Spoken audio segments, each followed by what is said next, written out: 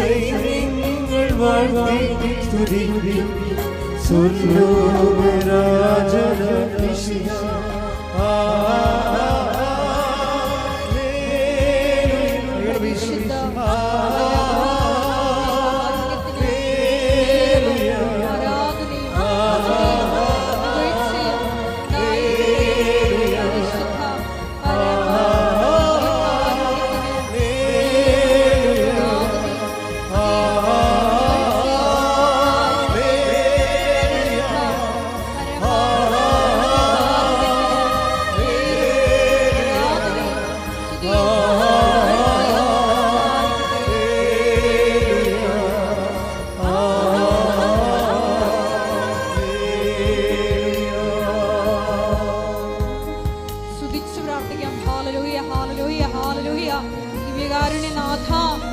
സാന്നിധ്യത്തിന് ഞങ്ങൾ നന്ദി പറയുന്നു.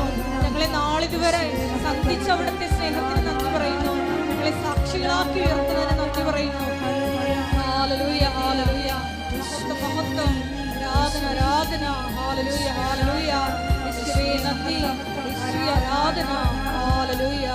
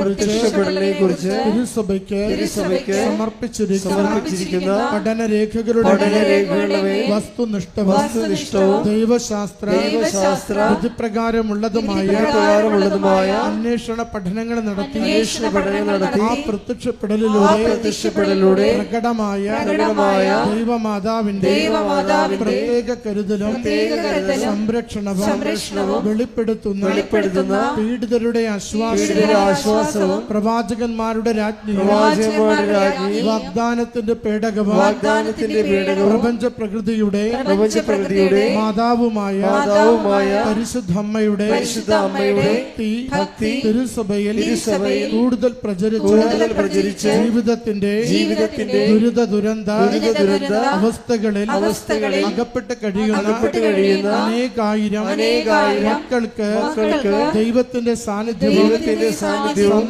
സന്ധിപ്പും കൂടുതൽ അനുഭവിക്കുക വഴി ആത്മീയ വിശുദ്ധിയും ദൈവശക്തിയും കൈവരിക്കുവാൻ ഞങ്ങളുടെ കുടുംബങ്ങളെ ഇടയാക്കണമേ. സ്തുതിച്ച് പ്രാർത്ഥിക്കാം. ഹല്ലേലൂയ. കർത്താവേ, ആരാധന മഹത്വം കർത്താവേ, ആരാധന മഹത്വം കർത്താവേ, സ്തുതി കർത്താവേ. ഞങ്ങളുടെ ജീവിതങ്ങളെ ഇവിടുന്ന് ഏറ്റെടുക്കണമേ കർത്താവേ. പ്രശ്നങ്ങളെ പരിഹരിച്ചു തരണമേ കർത്താവേ. രോഗങ്ങളെ സൗഖ്യപ്പെടുത്തണമേ കർത്താവേ. ജീവിത പ്രതിസന്ധികളെ മാറ്റിത്തരണമേ കർത്താവേ. ജോലിക്കുള്ള പരിശ്രമങ്ങളെ അനുഗ്രഹിക്കണമേ കർത്താവേ. പരീക്ഷകൾക്ക് വിജയം നൽകണമേ കർത്താവേ. കുടുംബ ജീവിതത്തിന് സമാധാനം നൽകണമേ കർത്താവേ. ഹല്ലേലൂയ. സ്തുതി കർത്താവേ. ആരാധന മഹത്വം, ആരാധന കർത്താവേ. സ്തുതി സ്തുതി സ്തുതി കർത്താവേ. ആരാധന മഹത്വം കർത്താവേ. സ്തുതി കർത്താവേ.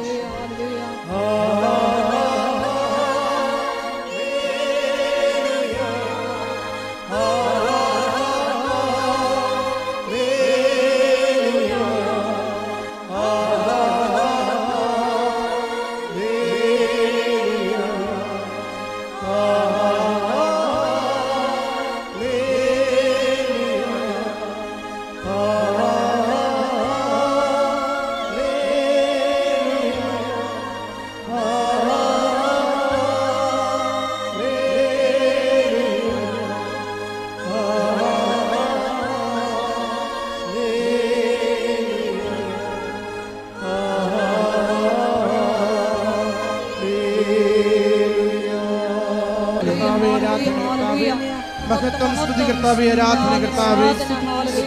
ജ്ഞാനത്തെ എവിടെ അനുഗ്രഹിച്ച് പരിപാലിക്കണമേ. സന്ദേശങ്ങളിലൂടെ ഞങ്ങളെ എവിടുന്ന് സഹായിക്കണമേ. സൗഖ്യപ്പെടുത്തുന്നവരുടെ ജീവിതങ്ങളെ ബലപ്പെടുത്തണമേ.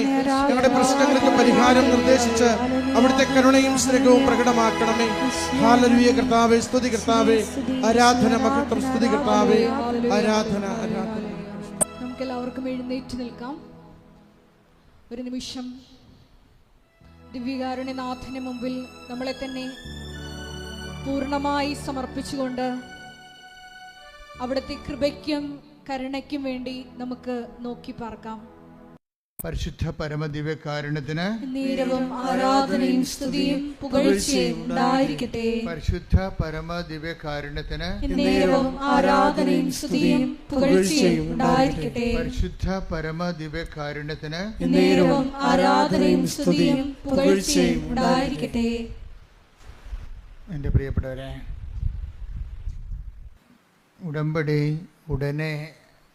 ഉടമ്പടിയുടെ വിഷയത്തിൻ്റെ മേൽ ദൈവികമായ ഇടപെടലുണ്ടാകാൻ പണ്ട് ഞാൻ നിങ്ങൾക്ക് ഒരു ഷോർട്ട് കട്ട് പറഞ്ഞു തന്നിട്ടുണ്ട്, ഒരു കുറുക്ക് വഴി. എന്താണ്?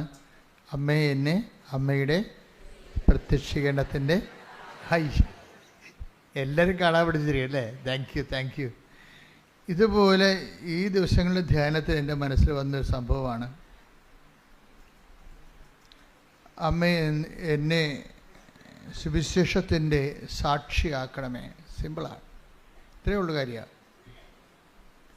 നിങ്ങളെ ഓരോ വിഷയവും ഇങ്ങനെ നിങ്ങളെ എടുത്ത് പറയുന്നതിനേക്കാൾ ഇപ്പം നിങ്ങളുടെ ജോലി, വീട്, വിവാഹം, വഴികൾ, കുടുംബ പ്രശ്നങ്ങൾ ഇങ്ങനെ എടുത്ത് പറയുന്നതിനേക്കാൾ നല്ലത് അമ്മ എന്നെ സുവിശേഷത്തിൻ്റെ സാക്ഷിയാക്കണമേ. പറഞ്ഞേ, അമ്മേ എന്നെ എൻ്റെ സുവിശേഷത്തിൻ്റെ സാക്ഷികളാക്കണമേ. അപ്പം നിങ്ങളവർക്കും സുവിശേഷത്തിൻ്റെ സാക്ഷി എന്ന് പറയുമ്പോൾ ഇങ്ങനെ ഇവിടെ വന്ന് സാക്ഷ്യം പറയണത് മാത്രമാണ്. അതല്ല, നമുക്ക് സുവിശേഷത്തിൻ്റെ സാക്ഷിയായിട്ട് ജീവിക്കാൻ പറ്റും. നമ്മുടെ ജീവിതത്തിൽ ദൈവ അനുഭവങ്ങൾക്ക് സാക്ഷ്യം വഹിക്കാൻ പറ്റും. ദൈവവചനത്തിന് വിധേയപ്പെട്ടുകൊണ്ട് സുവിശേഷവിഹിതമായ സമീപനത്തോടെ നമ്മൾക്ക് എല്ലാ വിഷയങ്ങൾക്കും സുവിശേഷവിഹിതമായ സുവിശേഷത്തിൻ്റെ ആന്തരിക അർത്ഥം ആവഹിച്ചുകൊണ്ട് നമുക്കൊരു വിശ്വാസ സമീപനമുണ്ട്. അത് നമ്മുടെ പെരുമാറ്റത്തിലൂടെയാണ് വരുന്നത്. പെരുമാറ്റത്തിലൂടെ നമുക്ക് സുവിശേഷത്തിൻ്റെ സാക്ഷിയാകാൻ പറ്റും. പെരുമാറ്റത്തിലൂടെ ഏറ്റവും നല്ലതുകൊണ്ട് ഇപ്പം നമ്മൾ മരിയോളജി അല്ലെങ്കിൽ മാതാവിൻ്റെ പ്രത്യക്ഷീകരണത്തെക്കുറിച്ച് മാതാവിനെക്കുറിച്ചൊക്കെ പഠിക്കുമ്പോൾ മാതാവ് പരിശുദ്ധ അമ്മ സുവിശേഷത്തിൻ്റെ പെരുമാറ്റ സാക്ഷിയാണ്. ഈ ദിവസങ്ങളിൽ എന്നെ ഞാൻ ധ്യാനിച്ചൊരു വിഷയമാണ് പെരുമാറ്റ സാക്ഷി. നമ്മൾ പെരുമാറുന്നില്ലേ, പേരിൻ്റെ പെരുമാറ്റം വെച്ചാൽ നമ്മളെ എന്താണ് സെൽഫ് എക്സ്പ്രഷൻ. നമ്മളിപ്പോൾ ജോസഫച്ചൻ്റെ പേരിൻ്റെ മാറ്റം, അത് ദേഷ്യക്കാരനാണെങ്കിൽ ദേഷ്യമാണ് മാറണത് ശരിക്കും ഇല്ലേ? അപ്പം ഞാൻ ഇനി ദേഷ്യമായിട്ട് ഫൈറ്റ് ചെയ്യേണ്ടി വരും സുവിശേഷവിഹിതമായിട്ട്. വല്ല അസൂയ, പരദൂഷണമോ, പകയോ, ചതിയോ, മുൻകോപമോ, കലക്കമോ, ഭിന്നതയോ ആണ് എൻ്റെ പെരുമാറ്റത്തിലുണ്ടെങ്കിൽ അതും പെരുമാറുമ്പോൾ ആ പേരിൻ്റെ കൂടെയുള്ള മാറ്റത്തിൽ അതാണ് വരേണ്ടത്, പ്രതിഫലിക്കുന്നത്. സെൽഫ് എക്സ്പ്രഷൻസ് എന്ന് വരും. പെരുമാറ്റം എന്ന് പറഞ്ഞാൽ അതിനെ വിശ്വാസബന്ധിയായിട്ട് നമ്മളതിനെ തർജ്ജമ ചെയ്താൽ പെരുമാറ്റം ബിഹേവിയറിനേക്കാൾ ഉപരി സെൽഫ് എക്സ്പ്രഷനാണ്. സുവിശേഷം ഒരു സെൽഫ് എക്സ്പ്രഷൻ നമുക്ക് വിഭാവന ചെയ്യുന്നുണ്ട്. സുവിശേഷം സ്വീകരിച്ച ആൾ, സുവിശേഷത്തിൻ്റെ സാക്ഷി, അവരുടെ ഒരു തനത് സെൽഫ് എക്സ്പ്രഷൻസ് ഉണ്ട്. മാതാവിൻ്റെ, പരിശുദ്ധ അമ്മയുടെ സെൽഫ് എക്സ്പ്രഷൻ എന്താണ്? മറിയത്തിൻ്റെ മൗനമാണ് അല്ലേ? മറിയം എല്ലാം ഹൃദയത്തിൽ കടുത്ത സംഘർഷാവസ്ഥയിൽ പൊട്ടിത്തെറിക്കാതെ അത് ഹൃദയത്തിൽ take the word of God. അതായത് ലൂക്ക 2:19 2:51 ഈ വചനമുള്ളത്. 2 പ്രാവശ്യമുണ്ട്. ലൂക്ക 2:19 മറിയമാകട്ടെ ഇവയെല്ലാം ഹൃദയത്തിൽ സംഗ്രഹിച്ച് ഗാഢമായി ചിന്തിച്ചുകൊണ്ടിരുന്നു. നമ്മൾ പ്രതീക്ഷിക്കുന്നതും നമ്മൾ എക്സ്പെക്റ്റ് ചെയ്യണതും നമ്മൾ എക്സ്പെക്റ്റ് ചെയ്യുന്നതിന് ഘടകവിരുദ്ധമായി സംഭവിക്കുക. നമ്മൾ പ്രതീക്ഷിക്കുന്നതിന് ഘടകവിരുദ്ധമായൊരു സംഭവം നടക്കുക. ഇപ്പോൾ 26-ാം തീയതി 2 ലക്ഷം രൂപ തരാമെന്ന് പറഞ്ഞു. അപ്പം നമ്മൾ 27-ാം തീയതി നിങ്ങളുടെ കടക്കാർക്ക് ഡേറ്റ് പറഞ്ഞിരിക്കുകയാണ്. ഇയാൾ പറഞ്ഞതനുസരിച്ചാണ് നമ്മൾ ഡേറ്റ് കൊടുത്തിരിക്കുന്നത് അല്ലേ? 26-ാം തീയതി നമുക്ക് പൈസ കിട്ടണം, നമ്മൾ 27-ാം തീയതി നമ്മുടെ കടക്കാർക്ക് കൊടുക്കും. അപ്പോൾ 26-ാം തീയതി പൈസ തരാനുള്ള ആൾ, അപ്പോൾ നമ്മൾ വളരെ ക്ലിയറാണ്, സന്തോഷമായിട്ടൊക്കെ ഇരിക്കുകയാണ്.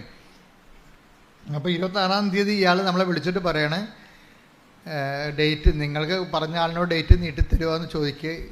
ഇവിടെ എനിക്ക് പൈസ കിട്ടിയിട്ടില്ല. ഇനി ഞാൻ നാട്ടിൽ നിൽക്കാൻ പറ്റത്തില്ല, ആൾക്കാരെന്നെ തല്ലിക്കൊല്ലുമെന്നാണ് നമ്മളെ പൊട്ടിത്തെറിക്കും. അപ്പോൾ നമ്മുടെ ഉടമ്പടിയെല്ലാം പോയി എന്താ? ഒറ്റ സംഭവത്തിൽ ഉടമ്പടിയെല്ലാം ഉടഞ്ഞു പോകും. പല ആൾക്കാരെ ഉടമ്പടി ഉടഞ്ഞു പോയിട്ടുണ്ട്. പിന്നെ നിങ്ങൾ ഈ കുപ്പിയൊക്കെ പൊട്ടിച്ച് കഴിഞ്ഞാൽ പിന്നെ കഷ്ണം കൊണ്ട് നടക്കത്തില്ലേ?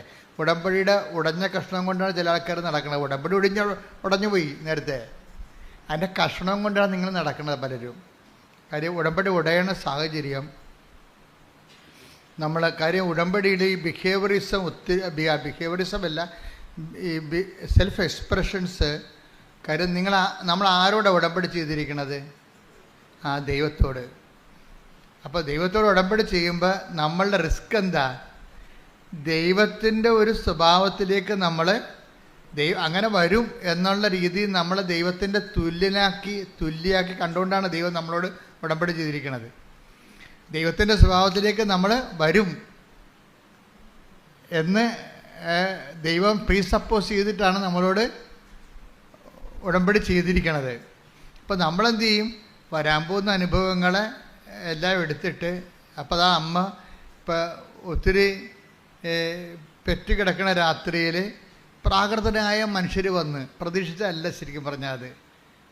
അപ്പോൾ പൊട്ടിത്തെറിക്കേണ്ടതാണ്, അല്ലെങ്കിൽ നിരാശപ്പെടേണ്ടതാണ്. ഈ ചവക്കുഴി വന്ന് കിടക്കേണ്ടി വന്നല്ല. ദൈവത്തിന് വേണമെങ്കിൽ എന്നെ വീട്ടിൽ നിർത്താൻ പാടില്ലായിരുന്നോ? എന്തിനാണ് ഇപ്പോൾ ഈ കനേഷുമാർ ഇപ്പോൾ കൊണ്ടുവന്ന് വെച്ചത്? 100,000 ചോദ്യങ്ങൾ നമുക്ക് വേണമെങ്കിൽ ദൈവത്തോട് ചോദിക്കാം. പല ആൾക്കാരും ദൈവത്തോട് ഒത്തിരി ചോദ്യങ്ങൾ ചോദിച്ചാണ് അകന്നു പോയത്. പല കാര്യങ്ങൾ. ഇപ്പം ഞാൻ 3 പ്രാവശ്യം പുതുക്കിയതല്ലേ? ദൈവത്തോട് ചോദിക്കാവുന്ന ചോദ്യമാണ് അല്ലേ? ഞാൻ IELTS ഇപ്പോൾ 8 പ്രാവശ്യം എഴുതിയ ഒരാൾക്കുണ്ട്, ഞാൻ ഇന്നലെ കണ്ട്. അപ്പോൾ CCA പരീക്ഷ 16 പ്രാവശ്യം എഴുതിയ ഒരാളെ കണ്ട്. ഇനി അയാൾക്ക് ചാൻസ് ഇല്ല, അയാൾ ഉദ്യോഗം രാജിവെക്കേണ്ടി വരും. ഞാൻ പറഞ്ഞ് രാജിവെക്കേണ്ടി വരത്തില്ല, നീ ധൈര്യമായിട്ട് പോകാൻ പറഞ്ഞു. അതെന്ത്, ഞാൻ അയാളെ കണ്ടുകൊണ്ട് പറഞ്ഞതാണ്? അല്ല, അത് എൻ്റെ ഒരു ആസ്തി, ഇത്രയും നാൾ ദൈവത്തിന് വേണ്ടി ജീവിച്ചതിൻ്റെ ഒരു ആസ്തിയുണ്ട്. അതൊരു നല്ല ആസ്തിയാണ്, എനിക്ക് നല്ല ബോധം ഉണ്ടാക്കരുത്. കാര്യം എത്രയോ വർഷങ്ങളായിട്ട് കർത്താവിന് വേണ്ടി ജോലി ചെയ്യണം. അല്ലാതെ ഒരു പ്രത്യേക ഒരു ധ്യാനത്തിൻ്റെ ഒരു കാറ്റ് വന്നപ്പോൾ ഞാനും പോയി ഒരു ധ്യാനം കൂടി ഒരു ബൈബിൾ എടുത്ത് ഇറങ്ങിയ ആളല്ല. ഞാൻ എൻ്റെ കുടുംബത്തിൽ എൻ്റെ അപ്പൻ അനുഭവിച്ച ദൈവത്തിൻ്റെ അനുഭവങ്ങളുണ്ട്, അത് കണ്ട് ഞാൻ വളർന്നതാണ്. അതുകൊണ്ട് എങ്ങനെയാണ് ദൈവമായിട്ട് ഇടപെടേണ്ടതും ദൈവമായിട്ട് എങ്ങനെ ജീവിക്കേണ്ടതും എങ്ങനെയാണ് സാധാരണ നിലയിൽ, അല്ലാതെ ഒത്തിരി സാങ്കേതികമല്ല, ഒരു പാവപ്പെട്ട മനുഷ്യൻ അവൻ്റെ ജീവിതാവസ്ഥകളിൽ എങ്ങനെയാണ് ദൈവത്തോട് ലളിതമായി ദൈവത്തെ ആധ്യാത്മികമായി ജീവിക്കുക, അതൊക്കെ കുടുംബത്തിൽ നിന്ന് പഠിച്ചതാണ്. അപ്പോൾ അതെനിക്ക് കൾച്ചറായിട്ട് എൻ്റെ ഉണ്ട്. അപ്പം അതുകൊണ്ട് എനിക്കെൻ്റെ മനസ്സിൽ വന്നപ്പോഴും എൻ്റെ അപ്പൻ എന്നോട് പറയുമായിരുന്നു, നീ മിഷണറി ആകണം കേട്ടോ, മിഷണറി ആകണമെന്ന് പറയും. അപ്പനും മിഷണറിയോട് ഭയങ്കര ഇഷ്ടമായിരുന്നു. ഞാൻ എൻ്റെ ജീവിതത്തിൽ എഴുതി വെച്ചിട്ടുണ്ട് മിഷണറി. അപ്പോൾ അപ്പൻ പക്ഷേ എന്നെ മിഷണറി ആക്കാൻ ദൈവത്തിന് അത്രയ്ക്ക് താല്പര്യമില്ല. അതുകൊണ്ട് അപ്പൻ മരിച്ചു കഴിഞ്ഞാൽ ഞാൻ സെമിനാരിൽ ചേരണത്. അപ്പം ഞാൻ ഇടവക വൈദികനായിട്ടാണ് ചേർന്നതെങ്കിലും എൻ്റെ മനസ്സിലുണ്ട്, ഞാൻ പഠിച്ചത് കാലങ്ങളിലെല്ലാം മിഷനെക്കുറിച്ചാണ് കേട്ടിരിക്കുന്നത്. ഞാൻ 6ാം ക്ലാസ്സിൽ പഠിക്കുമ്പോൾ ഇവിടുന്ന് ഇപ്പോഴും അങ്ങനത്തെ ജീവിച്ചിരിപ്പുണ്ട്. മരിയാനേശ്വരം വെച്ചിട്ടുണ്ടായിരുന്നു. അദ്ദേഹം ഇപ്പോഴും ജീവിച്ചിരിപ്പുണ്ട്, പ്രായം വലിയ കുഴപ്പമില്ലാതിരിപ്പുണ്ട്, ഇപ്പോഴും പ്രായമായി. അപ്പം അദ്ദേഹം വന്ന് ബോർഡിലിങ്ങനെ എഴുതും, ലോകം, അതായത് നിങ്ങൾ ലോകം മുഴുവനും പോയി എല്ലാ സൃഷ്ടികളോടും സുവിശേഷം പ്രസംഗിക്കുകയും. അതുതന്നെയാണ് യേശുദാസച്ചനും അങ്ങനെ ഒരു അച്ഛനും മരിച്ചുപോയി.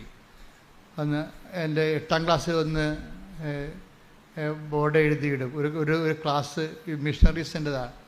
അപ്പോൾ അന്നേ ഞാൻ എൻ്റെ തീരുമാനിച്ച് മിഷനാണ് ഏറ്റവും വലുതെന്ന്. മിഷൻ, ഞാനിപ്പോഴും നിങ്ങളോട് മിഷനെക്കുറിച്ചല്ലേ പറയണത്.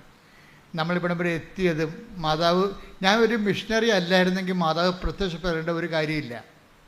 ഞാൻ മിഷണറി ആയതുകൊണ്ടാണ് പ്രത്യക്ഷപ്പെട്ടത്. നിങ്ങളുമൊക്കെ മിഷണറി അല്ല. ഇപ്പം കൃപാസനം പത്രത്തെക്കുറിച്ചല്ലേ ഇപ്പോൾ ഏറ്റവും കൂടുതൽ സാക്ഷ്യങ്ങൾ വരണത്. പത്രം വിതരണം ചെയ്യുമ്പോഴും അത് ആൾക്കാരിപ്പോൾ വിശദീകരിച്ചല്ലേ കൊടുക്കണത്. അവരുടെ അനുഭവങ്ങൾ കൃപാസനം പത്രത്തിൽ അവർക്ക് കിട്ടിയ മറിയൻ അനുഭവങ്ങൾ പറഞ്ഞിട്ടാണ് അവർ പത്രം കൈമാറുന്നത്. നിന്ന് പറയണവരൊക്കെ ഉണ്ട്, വഴിയോ ആളെ പിടിച്ചു നിർത്തി പറയുന്ന ആൾക്കാരൊക്കെ ഉണ്ട്. അപ്പോൾ അങ്ങനെ പറഞ്ഞ് അവർ മിഷണറിമാരായി. അവരിലൂടെ എത്ര പേരാണ് നിങ്ങളിലൂടെ. കഴിഞ്ഞ ദിവസം പറഞ്ഞ് ഞാനൊരു 100 പേരെ കൊണ്ട് ഉടമ്പടി എടുപ്പിച്ചിട്ടുണ്ട്. സാക്ഷി പറഞ്ഞാണ്, ഞാനൊരു 100 പേരെ കൊണ്ട് ഉടമ്പടി എടുപ്പിച്ചിട്ടുണ്ടെന്ന്. അപ്പോൾ 100 ആത്മാക്കളുമായിട്ട് അവർക്ക് ദൈവദർശന ഒരു ആസ്തിയായി. നമ്മുടെ ആസ്തി എന്ന് പറയണത് എത്ര പേരെ ദൈവത്തിന് വേണ്ടി നമ്മൾ നേടി, അതാണ് നമ്മുടെ ശരിക്കും പറഞ്ഞാൽ ദൈവം അംഗീകരിക്കണ സാക്ഷ്യം. നിങ്ങൾ പറയണത് ദൈവത്തെ കൊണ്ട് എന്ത് നേടിയെന്നല്ലേ നിങ്ങൾ പല ആൾക്കാരും പറയണത്. അത് പറയേണ്ടെന്നല്ല ഞാൻ പറയണത്. പക്ഷേ ദൈവത്തിന് പ്രയോജനമുള്ളത് എത്ര പേര് ദൈവത്തിന് വേണ്ടി നമ്മൾ നേടിയെന്നാണ്. അത് ഭയങ്കരമായൊരു സംഭവമാണ്. ഇപ്പം ദൈവത്തിന് വേണ്ടി നേടി എങ്കിൽ ഇപ്പം നിങ്ങളുടെ മക്കൾ നിങ്ങൾ പറയണത് അനുസരിക്കണില്ലെന്ന് വിചാരിച്ചോ, നിങ്ങൾ സങ്കടപ്പെടരുത്. കാര്യം പലരും എന്നോട് പറഞ്ഞിട്ടുണ്ട്, എൻ്റെ അമ്മ ജീവിച്ചിരുന്ന കാലത്ത് അമ്മയുമായിട്ട് ഗുസ്തിയായിരുന്നു, പക്ഷേ അമ്മ ചെയ്യണതെല്ലാം ശരിയാണെന്ന് എനിക്കറിയാമായിരുന്നെന്ന്. അതവർ കണ്ണ് നിറഞ്ഞുകൊണ്ടാണ്. അപ്പം നിങ്ങൾ മരിച്ച് 10-12 കൊല്ലം കഴിഞ്ഞിട്ടായിരിക്കും എന്നെപ്പോലുള്ള ആൾക്കാരെ കാണുമ്പോൾ അവർ പറയണത്, അമ്മ ചെയ്യണതെല്ലാം ശരിയാണെന്ന് എനിക്കറിയാമായിരുന്നു, അമ്മ അത്രയ്ക്ക് തങ്കപ്പെട്ട സ്ത്രീയായിരുന്നു. പക്ഷേ നിങ്ങൾ ജീവിച്ചിരിക്കുന്ന കാലത്ത് ഒരിക്കലും നിങ്ങളോട് അവരത് പറയത്തില്ല. നിങ്ങൾ ജീവിക്കുന്ന കാലത്ത് അവർക്ക് താല്പര്യങ്ങൾ വേറെ ആരും നിങ്ങളോട് ഗുസ്തി വെക്കുകയുള്ളൂ. അപ്പോൾ ഗുസ്തി വെക്കുമ്പോഴും എൻ്റെ മകൻ വഴിപിഴച്ച് പോയില്ല എന്നൊന്നും നിങ്ങൾ ചിന്തിക്കരുത്. അവൻ്റെ മനസ്സിൽ നിങ്ങളുണ്ട്. നന്മകൾ ഒരിക്കലും താനേ കെട്ടുപോകത്തില്ല. അതായത് അവരുടെ മനസ്സ്, നിങ്ങൾ തോറ്റു, എൻ്റെ മകളെ വിശുദ്ധിയിലേക്ക് നയിക്കാൻ ഞാൻ തോറ്റുപോയി എന്ന് നിങ്ങൾ പറയരുത്. കാരണം അവളുടെ പ്രായത്തിൻ്റെത് കൊണ്ടും പിന്നെ കൂട്ടുകാരുടെ സമ്മർദ്ദം കൊണ്ടും ഇങ്ങനെ പെട്ടെന്ന് ഇങ്ങനെ ഒരു തീരുമാനമൊക്കെ ഉണ്ടായതിൽ നിങ്ങളെ നിഷേധിച്ചല്ലത്, നിങ്ങളുടെ ആ മനസ്സിൽ. അപ്പോഴും നിങ്ങൾ അവരെ നിങ്ങൾ ചാടിത്തുള്ളി അവിടെ കടുത്തേക്ക് കയറാൻ ഒന്നും പോയിട്ട് കാര്യമില്ല. ശാന്തമായി സൗമ്യമായി പ്രാർത്ഥിക്കുക. ഈ സൗമ്യത എന്ന് പറയുന്നത് ഒരു സാക്ഷ്യമാണ്. എനിക്ക് ഭയങ്കര പാടാണ് സൗമ്യത. ഞാൻ പിന്നെ കുറേ പാടവും. കാര്യം ഞാൻ ബേസിക്കായിട്ട് അതിന് ആദ്യം പോലും ഇങ്ങനെ പെട്ടെന്ന് ചൂടാണ് ആളായ കാരണം അതെനിക്കറിയാം.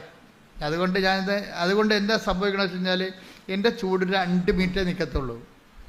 നിങ്ങളത് ഞാൻ ചൂടാകണ പാർട്ടിയാണ്, പക്ഷേ എൻ്റെ ചൂട് 2 മിനിറ്റ് അല്ല 3 മിനിറ്റ്. ഇപ്പോൾ ഇവിടെ എൻ്റെ സ്റ്റാഫ് കണ്ടില്ല, 30 കൊല്ലം 20 കൊല്ലം ഒക്കെ ഉള്ള ആൾക്കാരുടെ കൂടെ നിൽക്കണില്ലേ. ഞാൻ മോശക്കാരനാണെങ്കിൽ അവർ നിൽക്കത്തില്ല. അപ്പം അവർക്ക് എൻ്റെ സ്വഭാവം പിടികിട്ടി. ചുമ്മാ 5 മിനിറ്റ് അഭ്യാസമേ ഉള്ളൂ. അത് കഴിയുമ്പോൾ അച്ഛൻ ഓക്കെ ആവുമെന്ന്, അച്ഛൻ പിന്നെ ചേർത്ത് പിടിക്കുമെന്ന് അവർക്കറിയാം. അതെന്നെ വീട്ടിലും അങ്ങനെയല്ല നമ്മൾ ചെയ്യണത്. മക്കളോട് ചൂടാവും, പക്ഷേ എന്നാലും കുറച്ച് കഴിയുമ്പോൾ അവരെ നമ്മൾ തന്നെ ചേർത്ത് പിടിക്കും.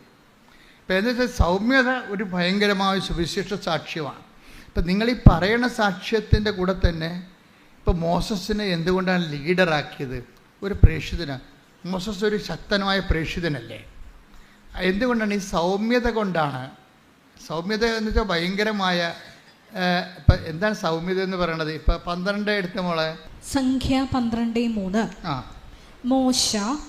സംഖ്യ 12:3. പറഞ്ഞ മക്കളെ, മോശ ഭൂമുഖത്തുള്ള എല്ലാ മനുഷ്യരിലും വെച്ച് സൗമ്യനായിരുന്നു. ഞാൻ എപ്പോഴും എൻ്റെ മനസ്സിന് ആകർഷിച്ചിട്ടുള്ള വചനമാണിത്. മോശ ഭൂമുഖത്തുള്ള എല്ലാ മനുഷ്യരിലും വെച്ച് സൗമ്യനായിരുന്നു. സൗമ്യത എന്ന് പറഞ്ഞാൽ എന്താണ്? അതിന് കുറേ കണ്ടൻ്റ് ഉണ്ട്. ഞാൻ നിങ്ങളോട് നേരത്തെ പറഞ്ഞിട്ടുണ്ട്. എൻ്റെ ബേസിക് കണ്ടൻറ്റ്, ഇപ്പോൾ കേക്കിൻ്റെ ബേസിക് കണ്ടൻറ്റ് എന്താണ്? കേക്ക്, ഹൽവ, ബേസിക് കണ്ടൻറ്റ് മൈദ എന്തോ ആണല്ലേ? അതാണ് ബേസിക് കണ്ടൻറ്റ്. പിന്നെ നിങ്ങൾ അതിൻ്റെ അകത്ത് പല കാര്യങ്ങളൊക്കെ ചേർക്കും, ഇൻഗ്രീഡിയൻസ് ഒക്കെ ചേർക്കും. പാല് ചേർക്കും ചിലർ ഹൽവയിൽ, ചിലർ ഇതുപോലെയുള്ള സ്ട്രോബെറി പോലെയുള്ള ഫ്ലേവർ ചേർക്കും. അങ്ങനെ പല പല സംഭവങ്ങൾ ചേർക്കുമെങ്കിലും ബേസിക്കായിട്ട് ഈ സംഭവം മൈദ. അത് എന്ന് പറഞ്ഞ പോലെ ഈ സൗമ്യതയുടെ ബേസിക് കണ്ടൻറ്റ് സ്നേഹമാണ്. ഉടമ്പടിക്കാലം ഉടമ്പടി തന്നെ നിലനിൽക്കുന്നത്, അടിസ്ഥാനപ്പെടുത്തിയിരിക്കുന്നത് ദൈവത്തിൻ്റെ സ്നേഹത്തിലാണ്. അപ്പം തന്നെ ഉടമ്പടി എടുക്കുന്നവർ അന്ന് മുതൽ ദൈവത്തിൻ്റെ സ്നേഹത്തിൻ്റെ സാക്ഷികളാണ്. ഉറപ്പല്ലേ? നിൻ്റെ ഭർത്താവിന് സംശയമുണ്ടാകാം, ഭാര്യയ്ക്ക് തോന്നിവാസ ജീവിതം ഉണ്ടാകാം. പക്ഷേ when we come to the covenant, പിന്നെ നീ കാണിക്കേണ്ട അടിസ്ഥാന പെരുമാറ്റ ക്രമങ്ങളുണ്ട്. അതിലൊന്നെന്താണ്? സ്നേഹമാണ്. സ്നേഹം. പ്രാർത്ഥിക്കുക. കർത്താവേ, എന്നെ അങ്ങയുടെ സ്നേഹത്തിന്റെ സാക്ഷിയാക്കണമേ. എപ്പോഴും ആധ്യാത്മിക ജീവിതം പുരോഗമിക്കുന്നത് കുഞ്ഞു പ്രാർത്ഥനകളിലൂടെയാണ്. അതിന് സഭയിൽ സുഹൃത ജപം എന്ന് പറയും. സുഹൃത ജപം ഇപ്പോൾ ആർക്കും അറിയത്തില്ല. അത് പഴയ വടക്കമാസ പുസ്തകത്തിലുണ്ട് സുഹൃത ജപമെന്ന്. കുഞ്ഞു പ്രാർത്ഥനകൾ ഇപ്പം എൻ്റെ അമ്മേ, ഇപ്പം എൻ്റെ അമ്മേ, എൻ്റെ ആശ്രയമേ, അത്രയേ ഉള്ളൂ. വെണ്ണാട് പുണ്യാളൻ്റെ സുഹൃത ജപം അത്രയേ ഉള്ളൂ. എന്താണ്? എൻ്റെ അമ്മേ, എൻ്റെ ആശ്രയമേ. തീർന്നു. അതിൻ്റെ അകത്ത് അതിനേക്കാൾ വലിയ പ്രാർത്ഥന എന്തുണ്ട്? എൻ്റെ അമ്മേ, എൻ്റെ ആശ്രയമേ. തീർന്നു. ചില സമയത്ത് നമുക്ക് ഒത്തിരി വാക്ക് ഉപയോഗിക്കാൻ പറ്റത്തില്ലേ? ഇപ്പോൾ കൊച്ചിനെ പട്ടി കടിച്ച് അവനെ ആശുപത്രിയിൽ കൊണ്ടുവന്നപ്പോൾ എടുത്തില്ലെന്ന് പറയുമ്പോൾ അതിപ്പോൾ എപ്പട്ടിയാണെന്ന് കേൾക്കുമ്പോൾ നമുക്ക് പ്രാർത്ഥിക്കാനുള്ള പ്രാർത്ഥനയാണ്. എൻ്റെ അമ്മേ, ആശ്രയം പോയി, വൈദ്യശാസ്ത്രത്തിന് ആശ്രയം പോയി, ജില്ലാ ആശുപത്രി കൊണ്ടുവന്നിട്ട് എടുത്തില്ല കൊച്ചിനെ മെഡിക്കൽ കോളേജിൽ കൊണ്ടുപോകാൻ പറഞ്ഞിരിക്കുകയാണ്. വൈദ്യശാസ്ത്രത്തിൽ നമുക്ക് ആശ്രയിക്കാൻ പറ്റത്തില്ല. പിന്നെ എന്താണ്? എൻ്റെ അമ്മേ. പരീക്ഷയ്ക്ക് റിസൾട്ട് നോക്കുമ്പോൾ, കമ്പ്യൂട്ടർ റിസൾട്ട് നോക്കുമ്പോഴും നിങ്ങൾ തോറ്റൊന്ന് കണ്ടു കഴിഞ്ഞാൽ അയ്യോ എന്ന് പറഞ്ഞത് ബോധം കണ്ടു വിടേണ്ട. എൻ്റെ അമ്മേ, എൻ്റെ ആശ്രയമേ. എന്താ കാര്യം? എൻ്റെ സ്വന്തം കഴിവിലുള്ള എൻ്റെ ആശ്രയം ഞാൻ രാജിവെക്കുന്നു. ഇനി ഈ വർക്ക് ചെയ്യണത് നോട്ട് ബൈ മെറിറ്റിലായിരിക്കും. എൻ്റെ മക്കളെ, എൻ്റെ അകത്ത് എന്താ വിഷയം എന്ന് പറയുക? ഇപ്പോൾ ഒരു മെറിറ്റ് പോയെന്ന് വെച്ച് കഴിഞ്ഞാൽ അപ്പം നിങ്ങളെപ്പോഴും അങ്കലാപ്പം, ഞാനായാലും നിങ്ങളായാലും. അപ്പം നമ്മൾ തോക്കുക. ജയിക്കുക. അങ്ങനെ ജയിച്ചും തോറ്റുമൊക്കെയാണ് നമ്മൾ ഇവിടെ എത്തിയത് അല്ലേ? ജയിച്ചും തോറ്റുമൊക്കെയാണ് എത്തിയത്. അപ്പം തോക്കുക എന്ന് പറഞ്ഞ ഒരു കാര്യം, തോക്കുക എന്ന് പറഞ്ഞതിൻ്റെ അർത്ഥം എന്ന് വെച്ച് കഴിഞ്ഞാൽ നമ്മളുടെ കഴിവ് അവിടെ പരാജയപ്പെട്ടെന്നല്ലേ? അത് സുവിശേഷമല്ലേ? എന്താണ് നമ്മുടെ കഴിവ് പോയാൽ പിന്നെ എന്താണ്? നോട്ട് ബൈ മെറിറ്റ് എന്നല്ലേ എൻ്റെ അർത്ഥം, ബട്ട് ബൈ ഗ്രേസ്. അത് നമ്മൾ തോറ്റു എന്ന് വെച്ചാൽ എൻ്റെ അർത്ഥം എന്താണ്? നിങ്ങൾ സന്തോഷിക്കണം. എന്താണ്? ഇനി എൻ്റെ കഴിവ് കൊണ്ട് ഇത് നടക്കത്തില്ല. ഇനി ആരാണ്? പക്ഷേ നിങ്ങളൊരു നിരീശ്വരവാദിയാണെങ്കിൽ നിങ്ങളുടെ ജീവിതം അവിടെ ഫുൾ സ്റ്റോപ്പാകും. നിങ്ങൾ ഈശ്വര വിശ്വാസിയായുള്ള ഗുണം എന്താണ്? നിങ്ങളുടെ മെറിറ്റ് തീർന്നാൽ ഇനി കർത്താവിൻ്റെ ഊഴമാണ്. Not by merit but by grace. ഇനി ഗ്രേസ് വരേണ്ട കാലമാണ്. അത്രേ ഉള്ളൂ. അപ്പോൾ നിങ്ങൾ 2 പ്രാവശ്യം തോറ്റ് കഴിഞ്ഞാൽ അതിൻ്റെ അർത്ഥം എന്താണ്? നിങ്ങളുടെ ഗ്രേസ്, നിങ്ങളുടെ മെറിറ്റ് 0 0 മെറിറ്റിലാണ്. ഇനി എന്തെങ്കിലും സംഭവിക്കണമെന്നുണ്ടെങ്കിൽ ദൈവം അത്ഭുതങ്ങൾ പ്രവർത്തിക്കണം. അടയാളങ്ങൾ എന്തിൻ്റെയാണ്? ദൈവത്തിൻ്റെ സാക്ഷ്യമാണ്. പിടിയിടില്ലേ? അത്ഭുതങ്ങൾ, അടയാളങ്ങൾ. പറഞ്ഞേ, അത്ഭുതങ്ങൾ, അടയാളങ്ങൾ.